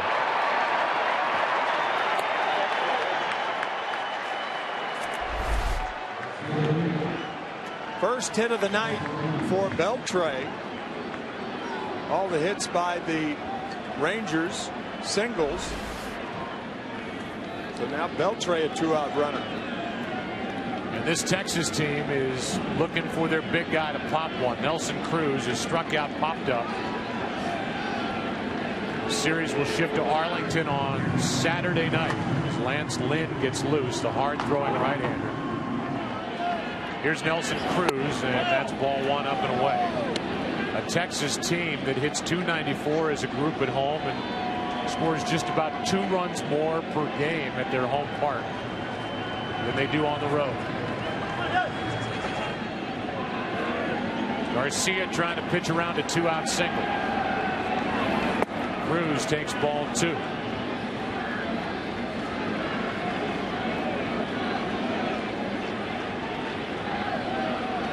Nelson Cruz missed time with a bad hamstring, still managed to hit 29 home runs.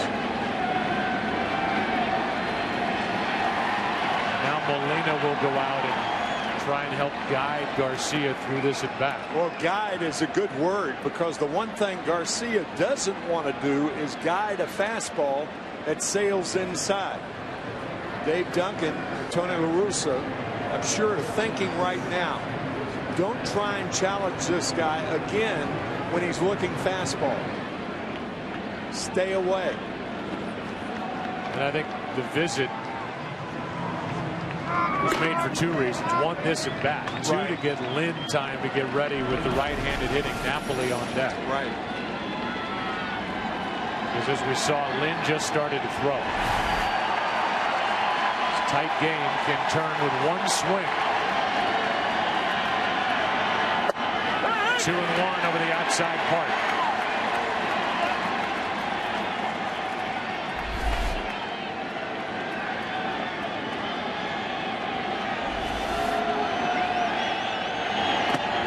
Ball 3. Good play by Molina. That's a tough play on the fastball. Trying to scoop it up. And catchers anticipate breaking balls being in the dirt, but not this. Good play. You can hit part of the plate. Yeah. So the count 3-1. Nelson Cruz, what does he have in store in game 2? Runner goes and a fly ball into right. Berkman is there, and that sends us to the 7th inning stretch as Garcia has pitched 7 shutout innings.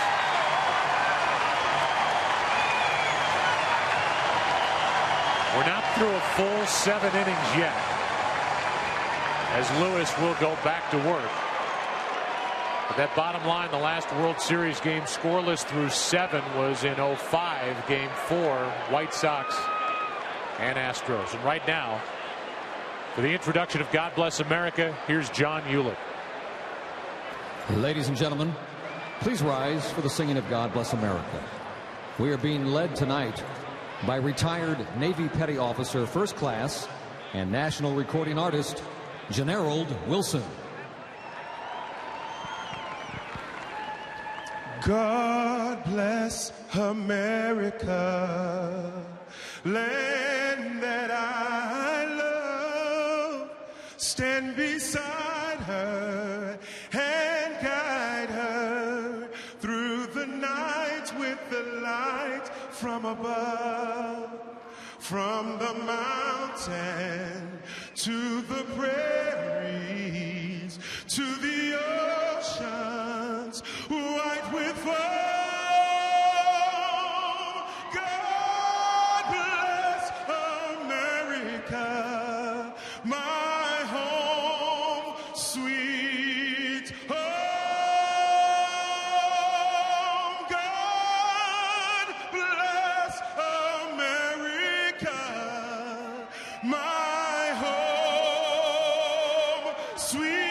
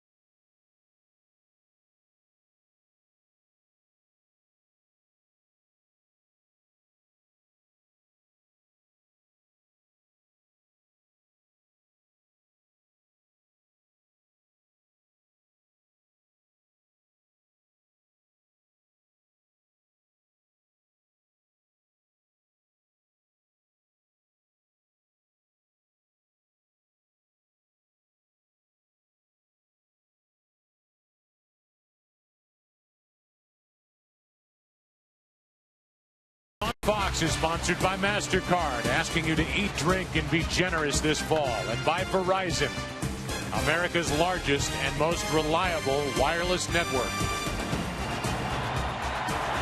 Matt Holliday first up for St. Louis in the bottom of the 7th. Freese and Yadier Molina will follow, and Colby Lewis, although he doesn't have the strikeouts of Garcia, which now is at the 7th, has been outstanding. Drives Holliday off the plate with ball 1. Holliday has walked and bounced into a beautifully turned double play by Andrus and Kinsler. There's a strike. Put him off the plate, then hit the outside corner, a ball and a strike.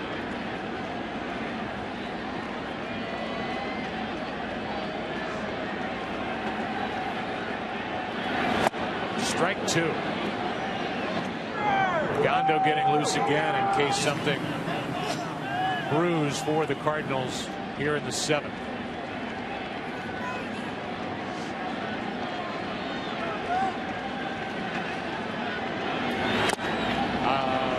Strikeout starts the 7th as Napoli hung on to that foul tip. Our Get to a Better State recap brought to you by State Farm. For auto, home, life, and banking, get to a better state. How about the defense last night by the Cardinals? Diving play by Carpenter for the second out of the game. That sliding play by Pujols. And then tonight, the Rangers flashed some leather.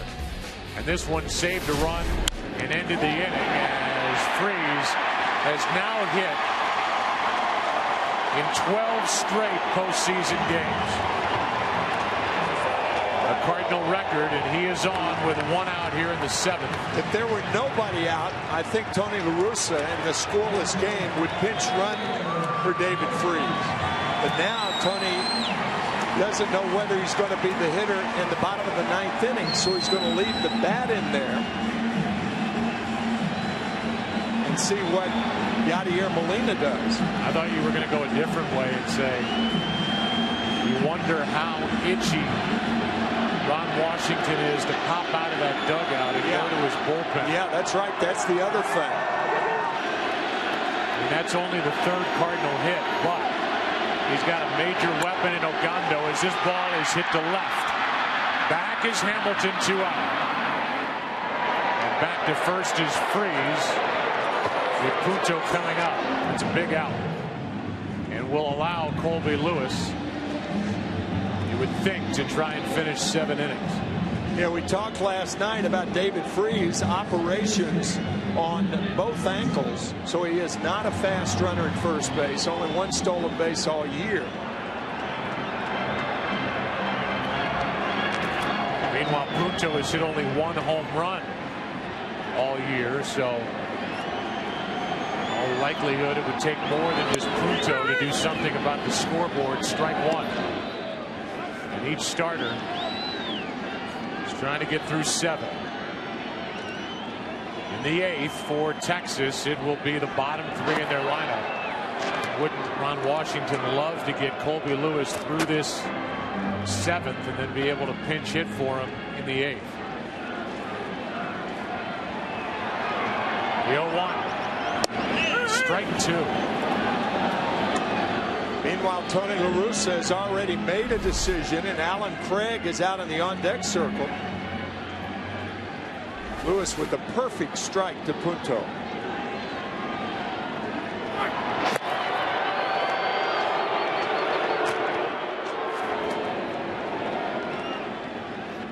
You wonder if Punto makes it out here and they don't get to Alan Craig in the number 9 spot, if it's Garcia back out there for the 8th or Salas.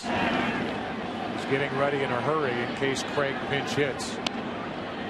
For Jaime Garcia, who's still got his jacket on and seated in the dugout.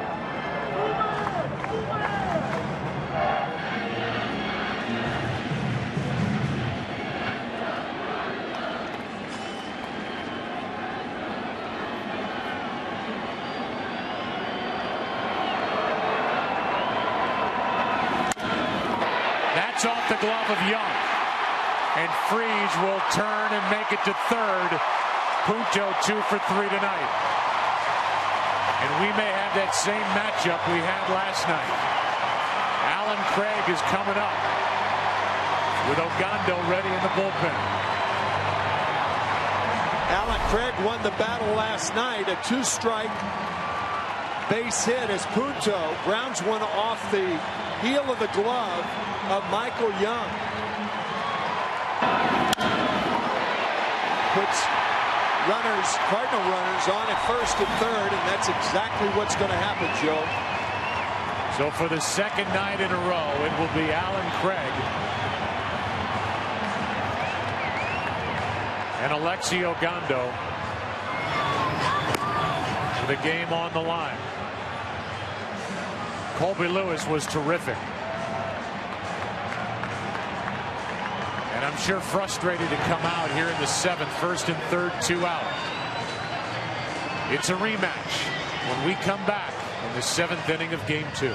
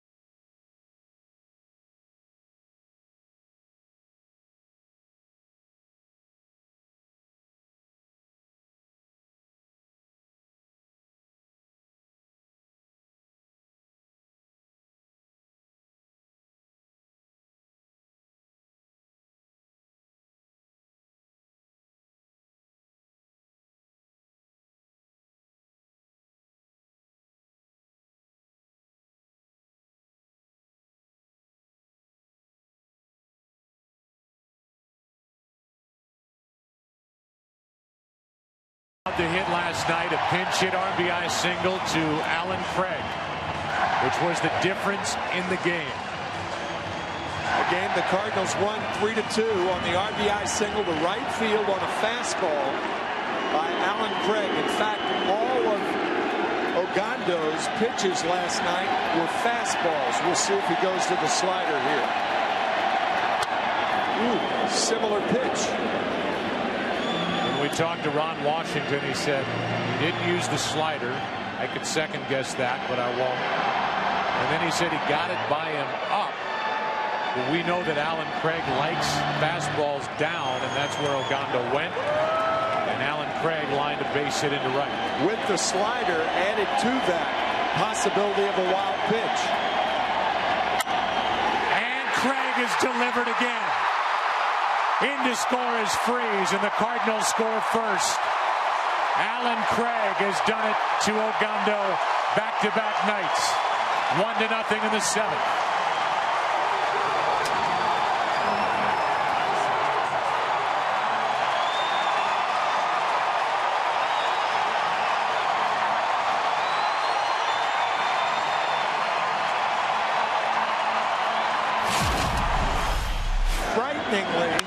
These two pitches look about the same. That was last night.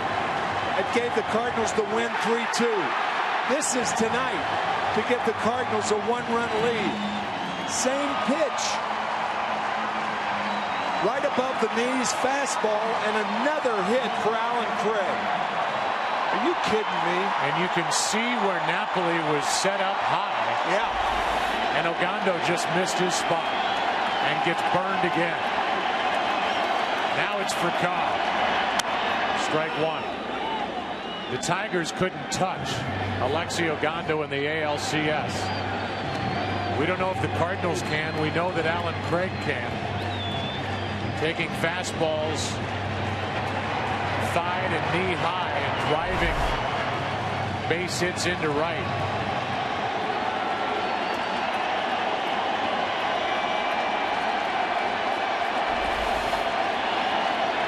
Two on, two out in the 0-1.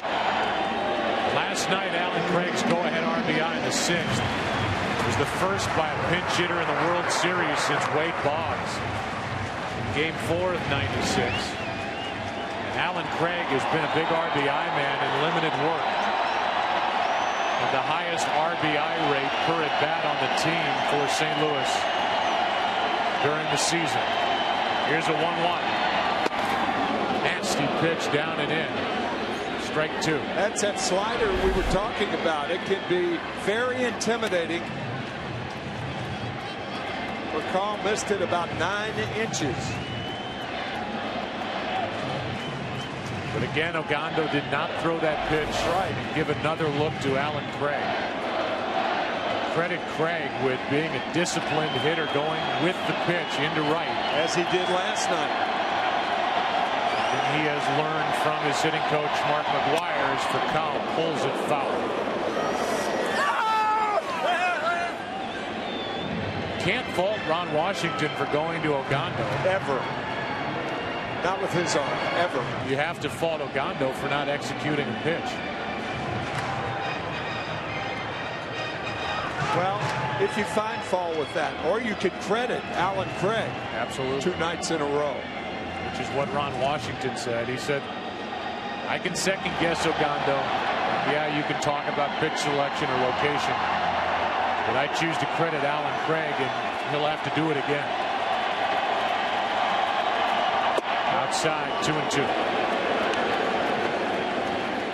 Tony La Russa, on the other hand, telling us that Alan Craig is fearless in the batter's box. And he proved it again tonight.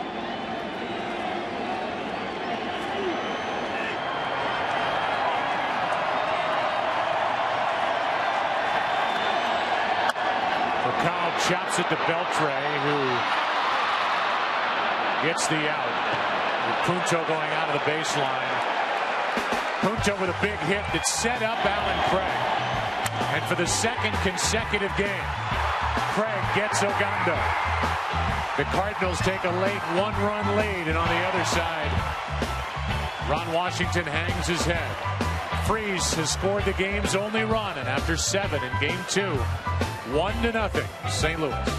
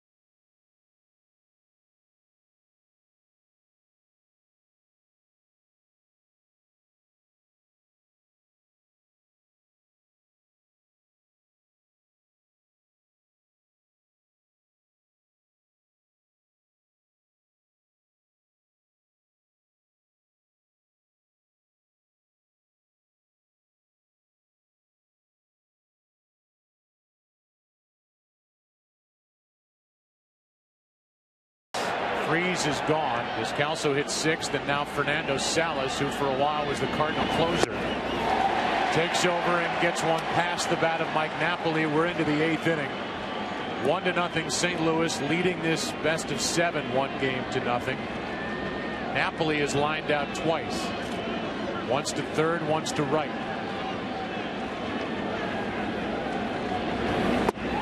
On the inside corner, strike 2. Now Mike Adams gets loose because Ogando is the 3rd scheduled hitter in this 8th. David Murphy on deck to bat for Gentry.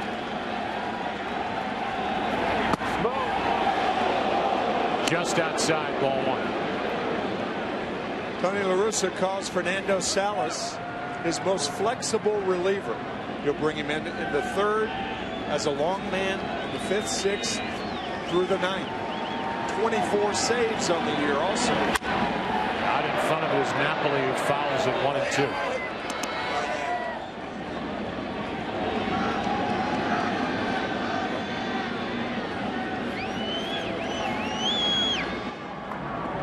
Zepchinski, who got 2 big strikeouts last night.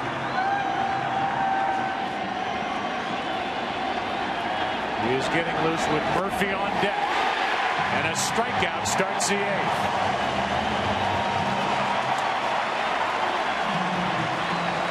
Well, Salas got away with 1. You could see Molina setting up outside, and that ball backs up right down the middle of the plate. That is a knuckle curveball. You could see that forefinger on top of the ball using the seams for that downward movement. But he got away with a hanger then. And with Murphy coming up, it appears Zepchinski is coming in. Both the Cardinals and Rangers have averaged just over 5 pitchers per game this postseason. Zepchinski will be number 2 of the inning, number 3 on the night. Cardinals switch pitchers. Jenny O invites you to switch to Turkey as we play here in the 8th.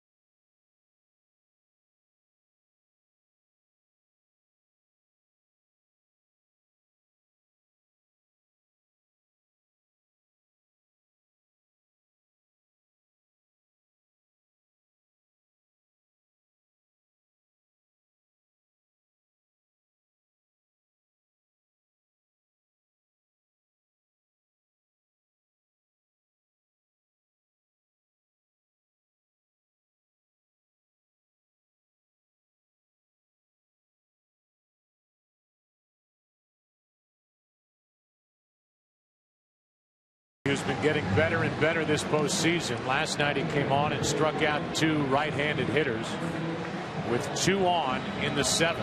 You got Gentry and then Herman. And now your Vitor Alba with 1 out, nobody on, will bat for David Murphy. So Murphy was announced. And he is erased on the scorecard. He's done for the night without an at-bat. Torrealba, who so far this postseason is 4 for 12, was left on the bench last night, gets a chance to hit here in the 8th inning. Against the lefties, Zepchinski as Dotel gets loose for Tony La Russa in his bullpen. What happens in the later innings is a manager tries to, as you look at Octavio Dotel, he tries to use 1 pitcher for 2 hitters, as La Russa did here. Both Murphy and Torrealba now in the game, and Torrealba can't play left field, so you could make a case that the Rangers will have to use 3 hitters in hopes of scoring 1 run. Fastball is fouled off the end of the bat. Torrealba, who had good back-to-back games in the ALCS and games 3 and 4 in Detroit. That's in front of Mitch Moreland, who's on deck.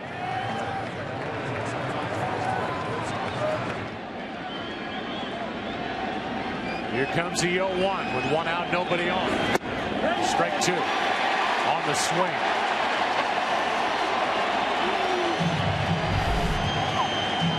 Changeup from Zepchinski.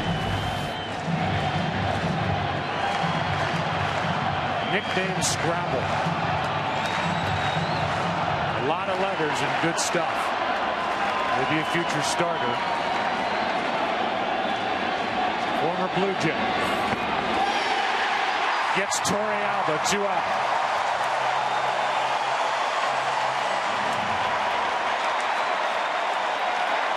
And now Moreland comes back and Herman will walk to the plate.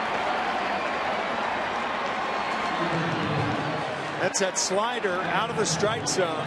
So Zepchinski has faced 3 Ranger hitters and struck them all out. All right-handed. Yeah. Again, the strategy here in the later innings is Tony La Russa hopes the Rangers run out of innings before he runs out of relievers. The decision here is straightforward. La Russa's thinking, do I want Zepchinski against Herman, or do I want to bring in Dotel and have more of a home run threat in Moreland back for Herman? Right. He'll stay with Zepchinski.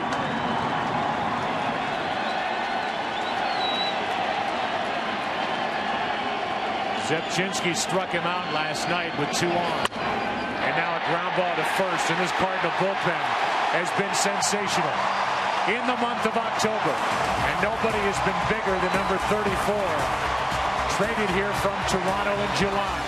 1-0 in the bottom of the 8th.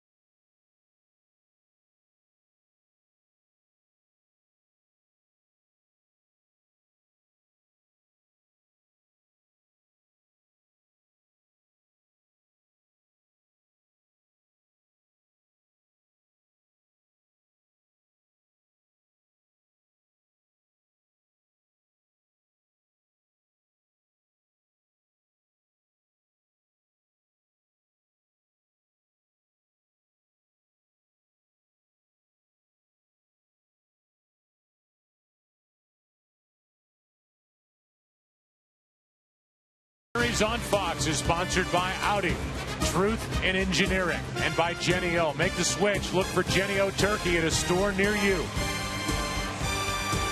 Tonight's aerial coverage brought to you by DirecTV. If you call yourself a sports fan, you got to get DirecTV.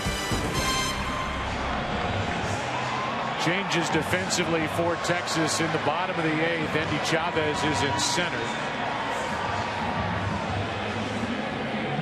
where Craig Gentry was batting in the 8th spot. It had 4 people in that 8th spot here in the last 10 minutes. And pitching and batting 9th is Mike Adams. John Jay first up. And he flies one into center for Chavez to his left. 1 pitch, 1 out. And this replay brought to you by Happy Feet 2. Every step counts. And taking happy steps down to first or happy steps to the plate. Craig with the hit, Freeze with the run. And David Freeze is the first player in World Series history to have go-ahead RBI pinch hit base hits, and he did it in his first 2 at-bats. Alan Craig. Think about that. Here's Pujols. I mean, if the series were over after this game and the Cardinals maintained their 1-run lead, he would be the MVP without having started. He will start when this series goes to Texas. Right. As either a DH or as the outfielder with Holiday DH. I would think as a DH. Here is a 1-0 to Pujols. That is slashed down into the corner foul. Once again, tonight's Volkswagen Passat trivia question. Mickey Mantle hit a record 18 World Series home runs. Off whom did he hit his final World Series home run? Bob Gibson in Game 7 of the '64 World Series. 3-run shot in the 6th. Pitch you never caught. Tailing fastball, hit it to left center, a 3-run shot.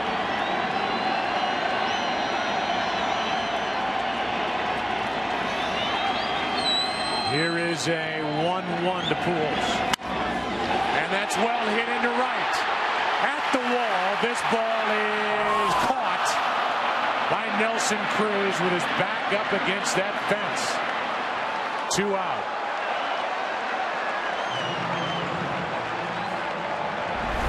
A middle of the plate slider drives Cruz all the way to the fence. That ball missed about a foot from going out.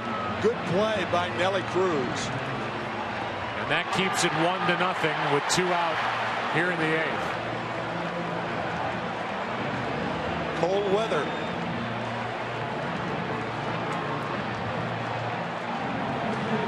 And with the bases empty, here is Lance Berkman 0 for 3. The Rangers will have the top of their lineup against Jason Mott in the 9th. Kinsler, Andrews, and Hamilton. If anybody gets on, Michael Young. Strike 1 on Berkman. So again, Alan Craig, in the history of the World Series, and he's done it in his only 2 at-bats, his first 2. Becomes the first to have go-ahead successful pinch hit base hits for RBIs. World Series history. Here is the 0-1 to Berkman. Down and in.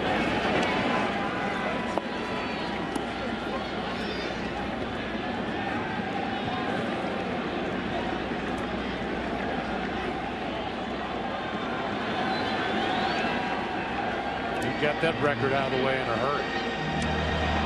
It's just in the same series, not back-to-back games or anything, and that's what he's done. Off the same pitcher. Off the same pitch. In the same area. Same neighborhood. Mike Adams ready with a 1-1 to Berkman.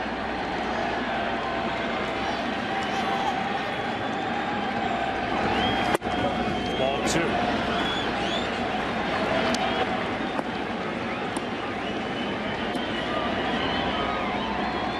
Starter for the Cardinals, the pitcher of record, the same for the Rangers. Lewis is on the hook for the loss. Zogando allowed an inherited runner to score on that hit by Alan Craig.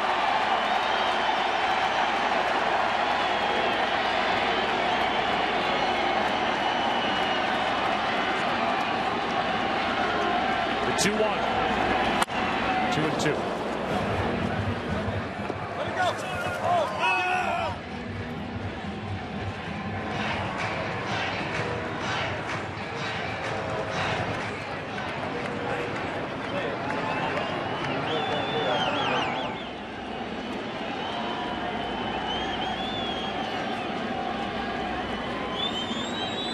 Adams digging at that mat to get the dirt out of his spikes. Traded to Texas from San Diego at the end of July. Part of that good bullpen for Ron Washington.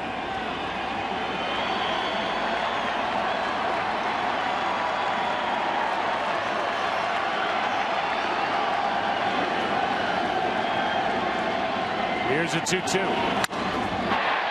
Kinsler can't make the play to his left. And the bottom of the 8th inning continues on a base hit by Berkman.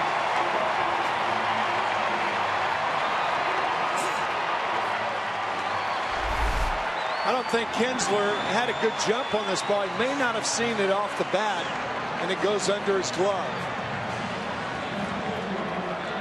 Ball hit very hard.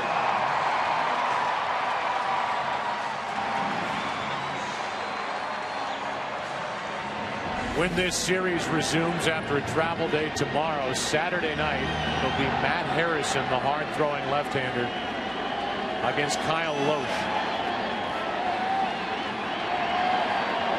And then Holland and Edwin Jackson in Game 4. That's the plan as of right now. Ball 1 just low to Matt Holliday. And that is Saturday night right here on Fox, on the air at 7:30 Eastern, 4:30 Pacific. What a riveting game. 2 of them. Yep.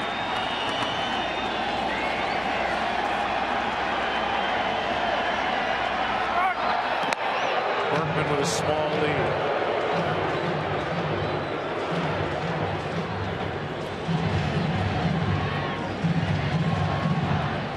Berkman 2 steals during the regular season, was caught 6 times. He was 2 for 8.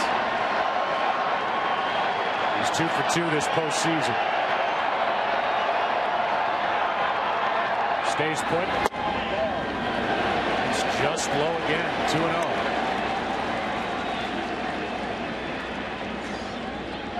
Remember, Freeze is out of there for defensive reasons, and Descalso is on deck.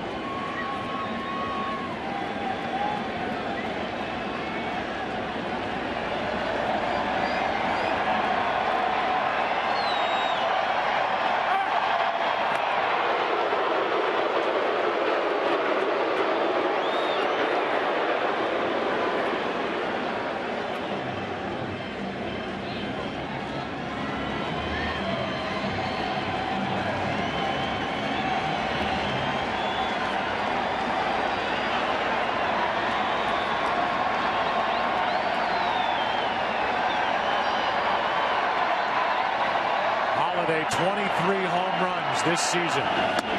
Takes on the inside corner, 2-1.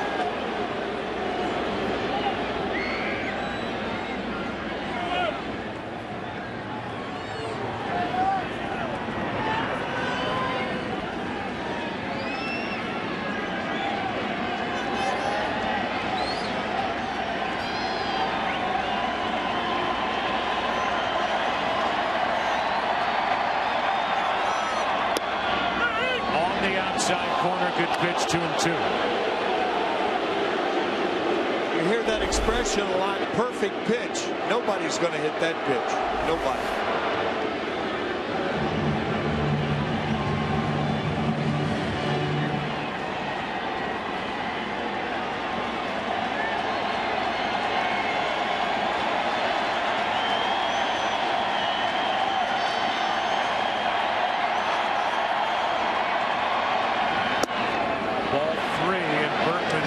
Started first. That's why that 2-2 pitch with 2 outs and a runner at first is a key pitch, because if the pitcher misses, then the runner at first is running on the play and he can score on a short double, long single.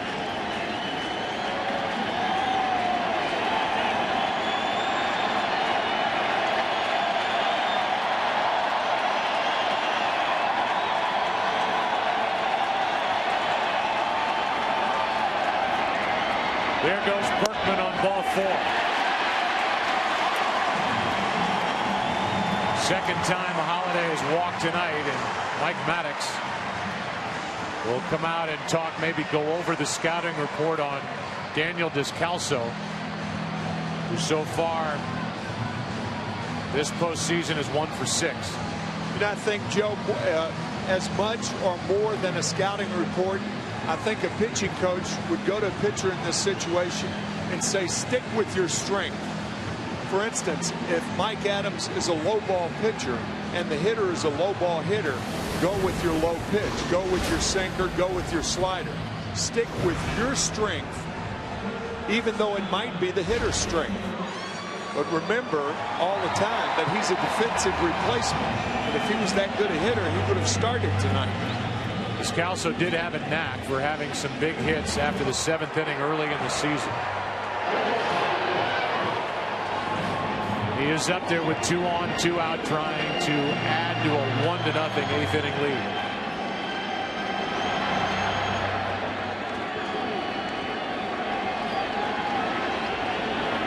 A hit, then a walk with 2 out.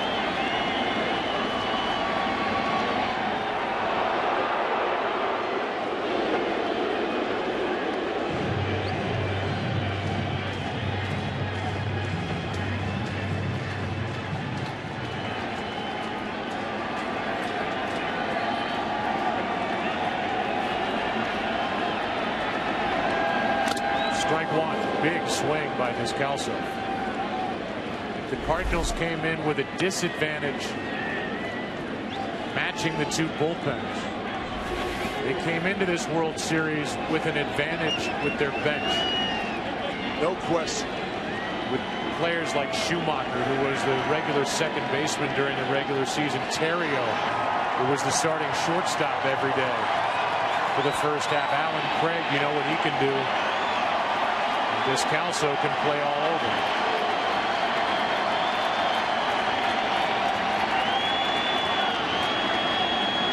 Two on, 2 out. To the right side. Kinsler makes the pickup. A nice play to end the inning. That sets it up for the 9th. Jason Mott is getting ready for the top of the order. Kinsler, Andrews, Hamilton coming up. St. Louis up by 1.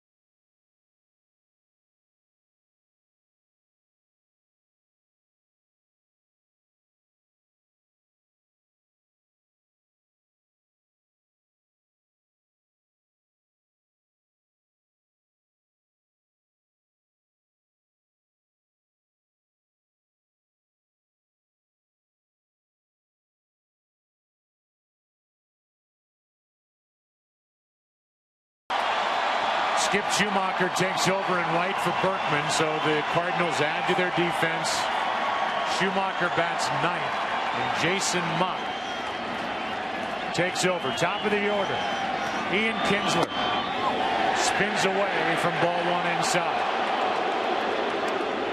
The Cardinals, who are playing in their 18th World Series, are playing in their 107th postseason game in franchise history. They have never been involved in a 1-0 game. As that fastball hits the inside corner, it's a 1-1 count. Again, good work by Zepchinski.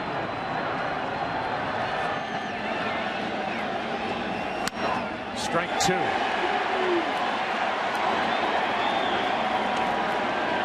Jason Mott, who got his first saves and had a revolving door at closer in St. Louis this year. First save August 28th is 14 of 15 since that day. It's small solace to Ranger hitters that Jason Mott does not have an off-speed pitch. So far, he doesn't need one. That's ball two.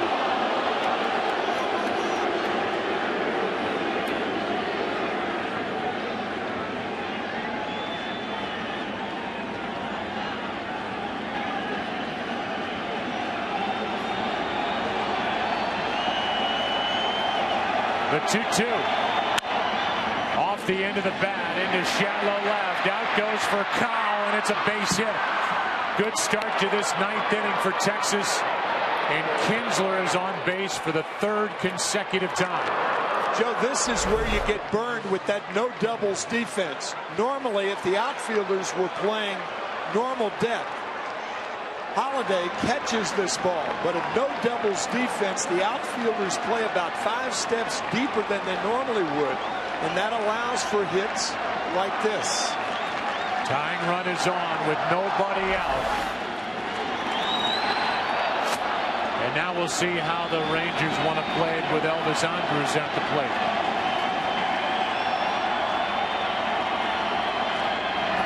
Joe's bunt takes the ball. Normally, when you're on the road, you don't bunt to tie. However, the Rangers' bullpen has been so good during the postseason. That's why Ron Washington has opted to bunt. And if Kinsler can score, they'll tie the game.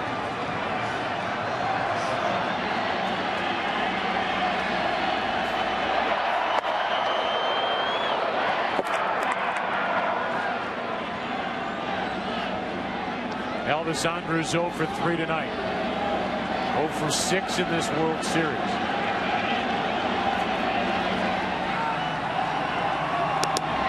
There's a strike. Neftali Feliz, the closer. Darren Oliver, the lefty, getting loose for Texas in their pen.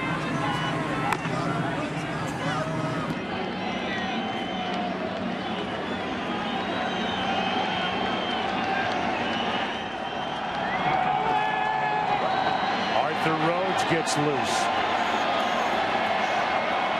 There goes Kinsler. Thrown by Molina.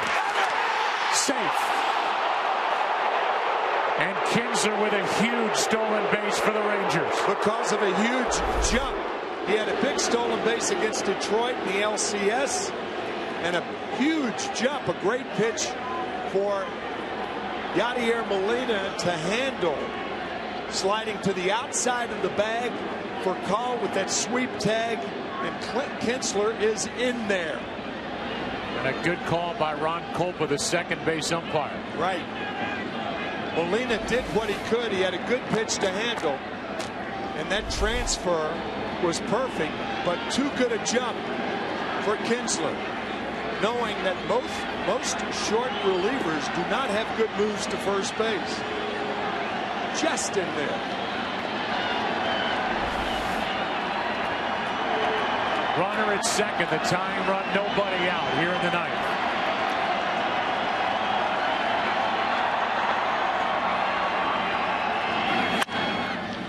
And it's still 1-2 on Elvis Andrus.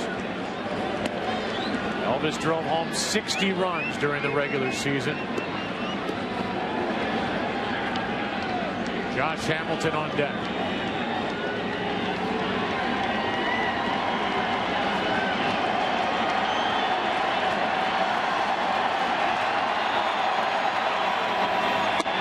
Inside, 2-2. Remember, if this game goes to extra innings, Cardinals have a couple of big bats no longer in their lineup, Freese and Burns. Tony La Russa just moving center fielder John Jay about 3 steps into right center field.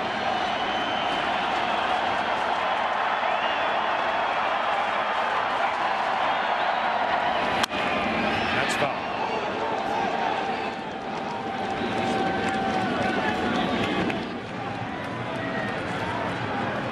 Think about Skip Schumacher. He's a defensive replacement.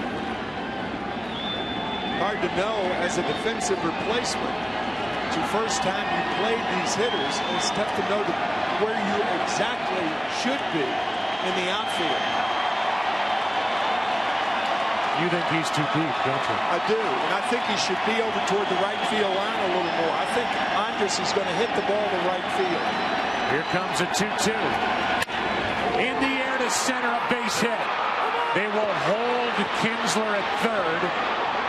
And down to second on that throw is Andrus, nobody out. Second and third. And Elvis Andrus with the biggest hit of this series. That should be an error on Albert Pujols because he actually ticked the ball. The relay throw, John Jay, again, that's why La Russa moved him into right center. The ball hits the glove of Pujols, barely, I believe. Yes. And the throw by Molina to second. Great base running by Andrus. Takes a wide turn. Continues when he saw the ball get through. And now it's second and third and nobody out for the Rangers. They call it a straight single. They have not put an error on the end of that play. And it's second and third, nobody out. Excuse me, Joe. I think it's an error only because Pujols diverted the throw. It just barely. Great hitting by Andrus. Kinsler with nobody out. I think that ball just off the glove of Pujols, and had the ball not been off his glove, I think Molina has a clear shot at Andrus at second base. But odd that Pujols would miss that altogether, pretty much. Well, that's true. Yeah. Second and third, nobody out, and Hamilton at the plate. Well, here's a guy, Josh Hamilton, who was 0 for 7 in this World Series. Last year's American League MVP. Playing with a sore left groin, and Tony La Russa is going to come out of the dugout and may make a change right here. He's got Rhodes in the bullpen for a reason. To pitch to one hitter, and that's Hamilton.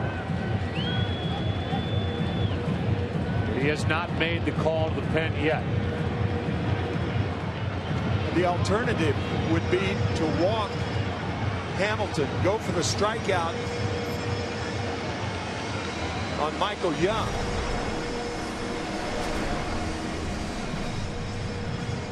Now I think Tony is going to allow the home plate umpire to come out to the mound and make him make a move, or either leave Mott in there.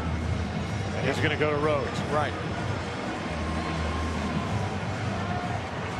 So Mott is knocked out on a base hit by Kinsler, a stolen base.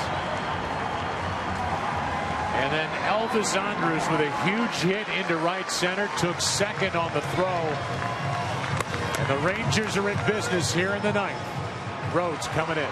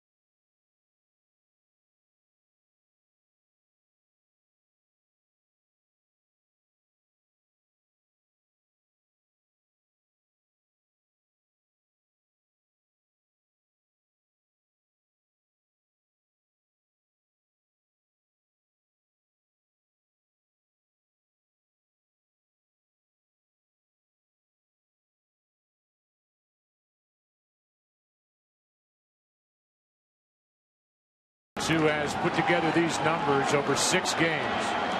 He's got one job, but so does Josh Hamilton. Hamilton's job is to tie it or give the Rangers their first lead of the night. And he rips one into right. That'll tie the ball game. Tagging and scoring is Kinsler. Throw to third too late. And it's a 1-1 game with a go-ahead run at third, 1 out on a sac fly by Josh Hamilton.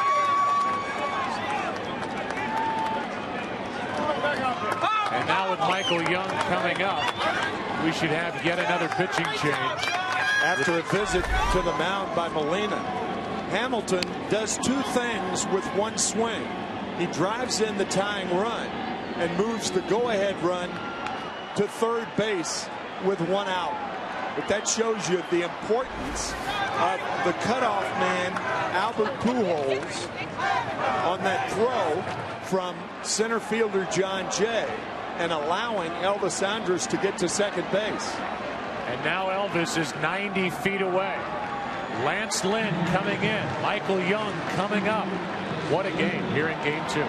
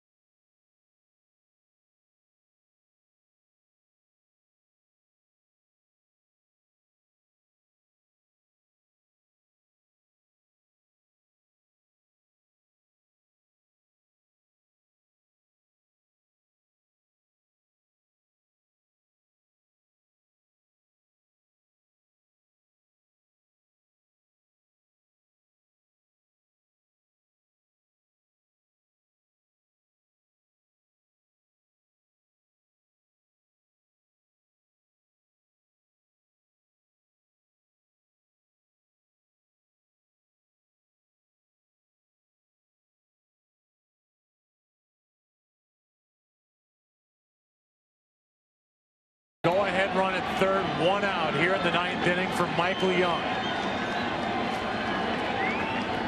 Infield comes in on ball 1. Down and away. Lance Lynn was just rounding into a dependable reliever for Tony La Russa, almost a closer, and he strained his left oblique. That injury again, and he was on the 60-day DL, which expired right before the NLCS started.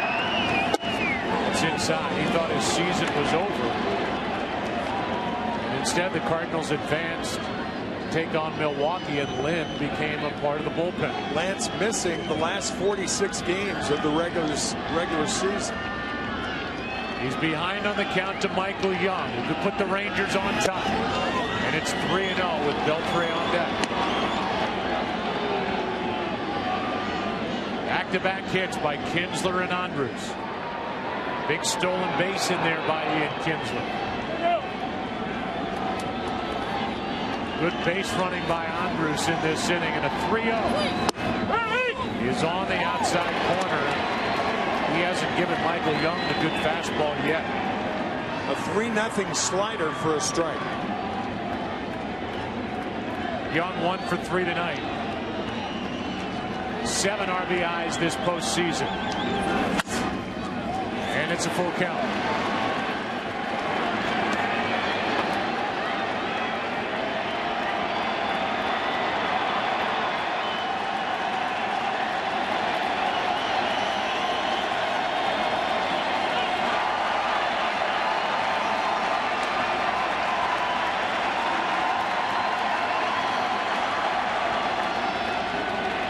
is a 3-2.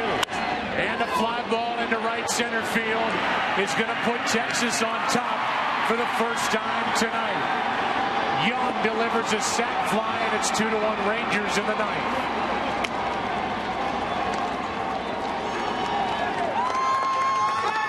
Elvis Andrus with a big ninth inning here for the Rangers. You talked about the Kinsler stolen base, the excellent base running by Andrus, and Texas takes their first lead of the World Series. And that means that Oliver sits down in the bullpen and Neftali Feliz gets loose. Here is Adrian Beltre. The slider misses down and away. The Cardinals will have Molina, Punto, and Schumacher in the bottom of this inning. Michael Young could not have hit that slider for a sac fly without looking for it.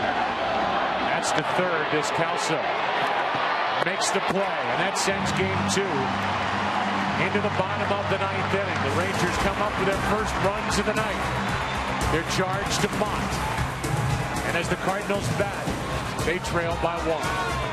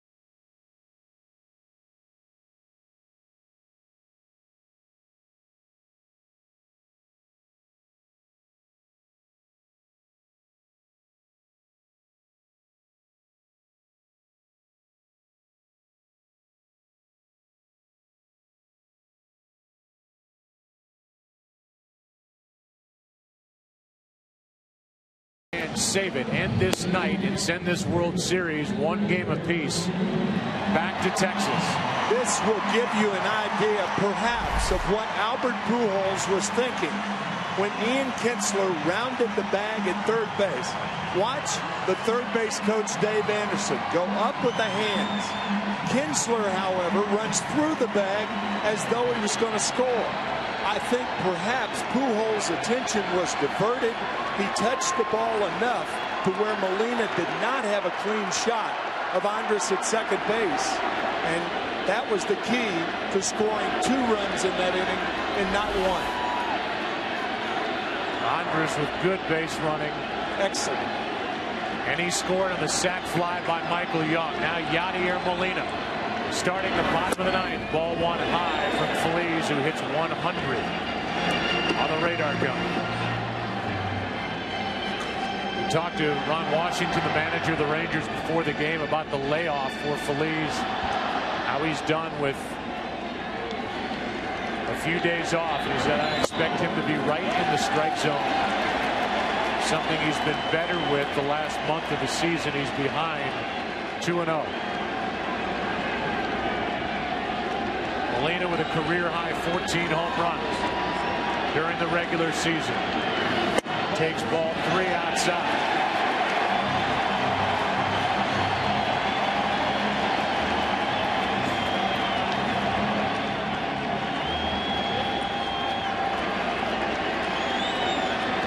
Molina will take on 3-0.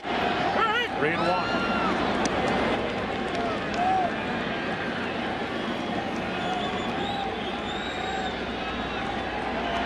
Punto will follow, and then Schumacher. 2-1 Texas. And a leadoff walk handed out by Feliz.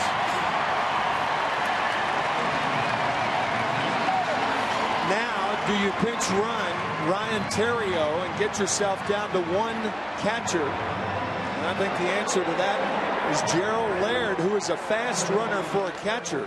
So Tony La Russa does not waste the runner by using Theriot, and then if they do tie it, having Laird come in for defense. And Punto obviously will be trying to bunt.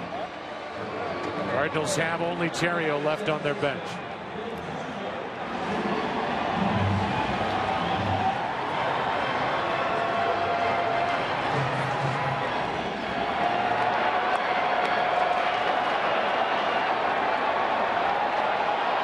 Tying run at first with nobody out. And that's bunted back to the backstop. Strike 1. Upper 90s fastball exploding out of the hand of Feliz. That can't be fun to try and turn around and bunt. Yeah, what you have to try to do is to hold the bat at the top of the strike zone and don't try to bunt it unless the ball's under the bat. If you do, you'll pop it up. Jose Oquendo, I know, is telling Punto, make him be down in the strike zone.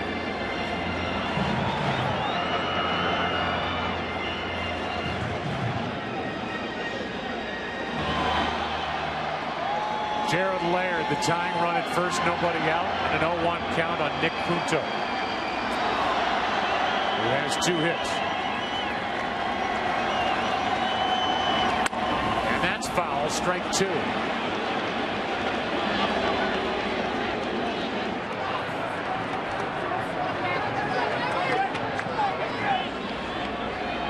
Cardinals won last night 3-2. Rangers lead tonight 2-1.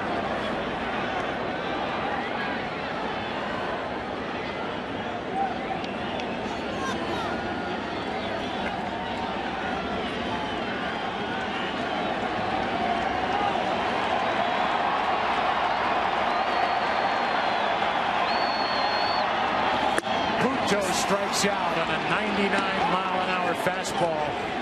He did not advance the runner. Yeah, against Feliz, if you don't get the bunt down and he has 2 strikes on you, it's over. And I don't believe Feliz threw Punto a strike in that at bat. No, good point. 3 high fastballs. Maybe the second pitch was down enough, but I don't think so. Probably outside. And now Schumacher is first at bat. Hit .283 during the regular season, 2 homers. That's foul.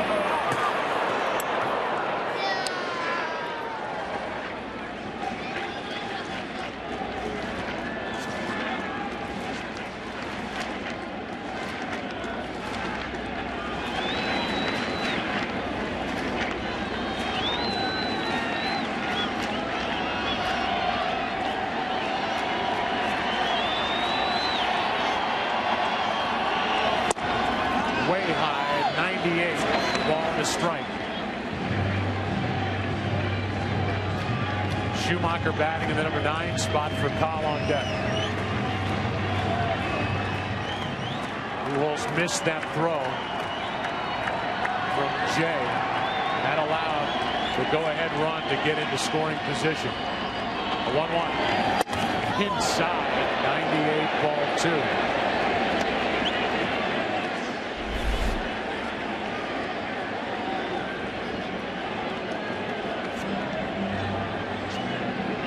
Pretty clear that for Cardinal hitters, to make good contact against Feliz. The ball's got to be down in the strike zone. He'll get a fastball, but if it's up, you're just not going to get on top of it.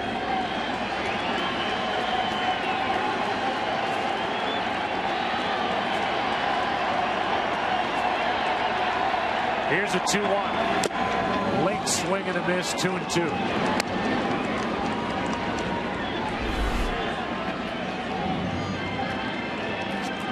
Better pitch to hit.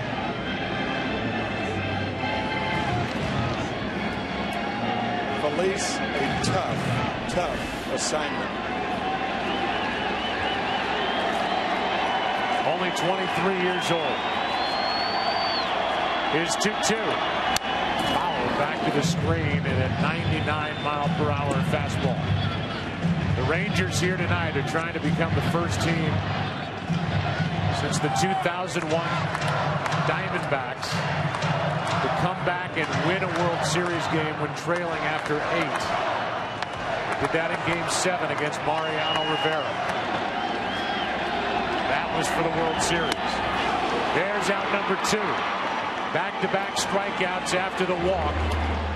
It will be up to Rafael Furcal. What a play by Mike Napoli. We talked about a low fastball. I'll tell you, that ball gets by a lot of catchers. Even though you're expecting the fastball, you don't know how hard it's going to be. Cardinals are down to their final out.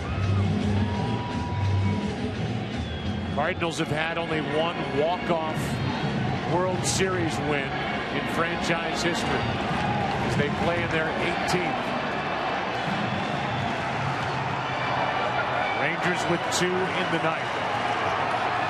Sac flies by Hamilton and Young. Furcal, strike 1. Furcal in 50 games during the regular season when he came to the Cardinals hit 7 home runs. He's added 1 more here in the postseason.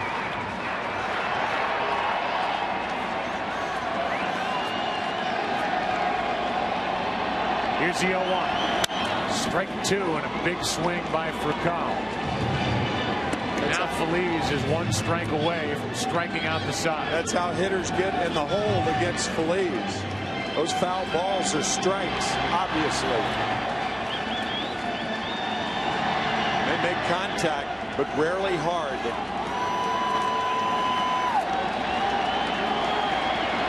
Here's the 0-2. Outside.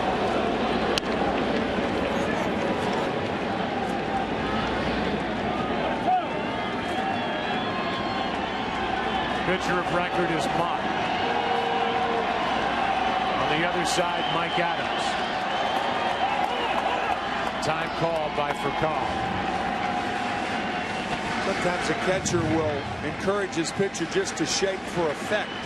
He's thrown so many fastballs in a row. He wants the hitter to think he's going to throw something else.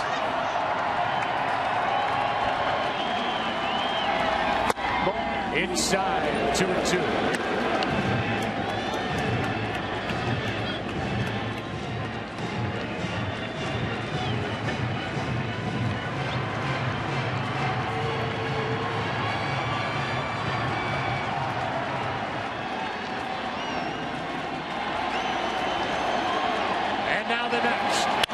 Furcal hits it in the air to right. Here is Nelson Cruz.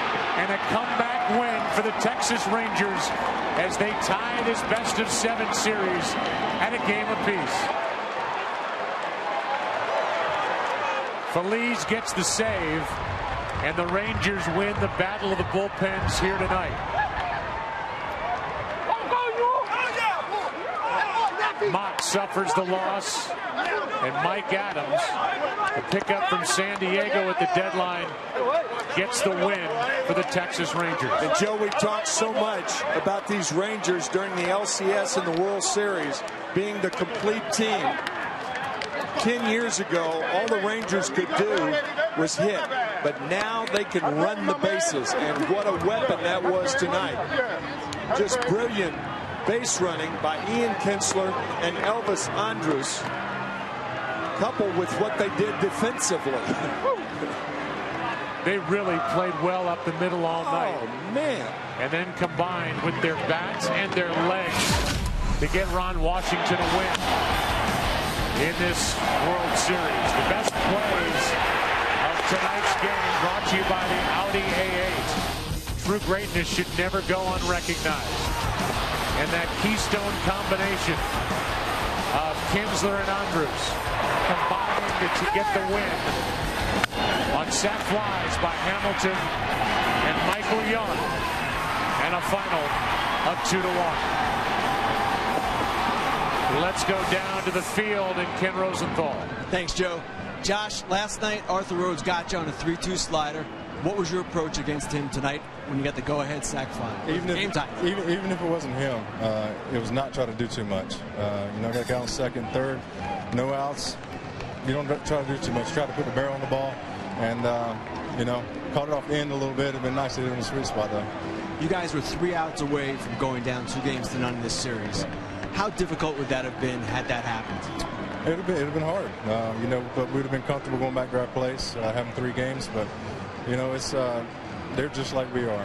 Never say die to the last out's made, so it makes it fun. You told me before the game that you were trying not to use your legs as much. How did that work out, and how much are you looking forward to the warmer weather in Texas? Yeah, it was off and on. First couple of bats, did what I wanted to. Third at bat, I struck out on. I was trying to hit it a mile. But then that last at bat, it was just take the hands to the ball, and absolutely looking forward to warmer weather. Josh, thank you very much. Joe, back to you. He is a great spokesperson for the Rangers organization, as is the other guy, the man who got the game-winning RBI, Michael Young. There's your final in Game 2. Cardinals stranded 9 runners tonight, and Texas gets the win. Chevy postgame coming up next.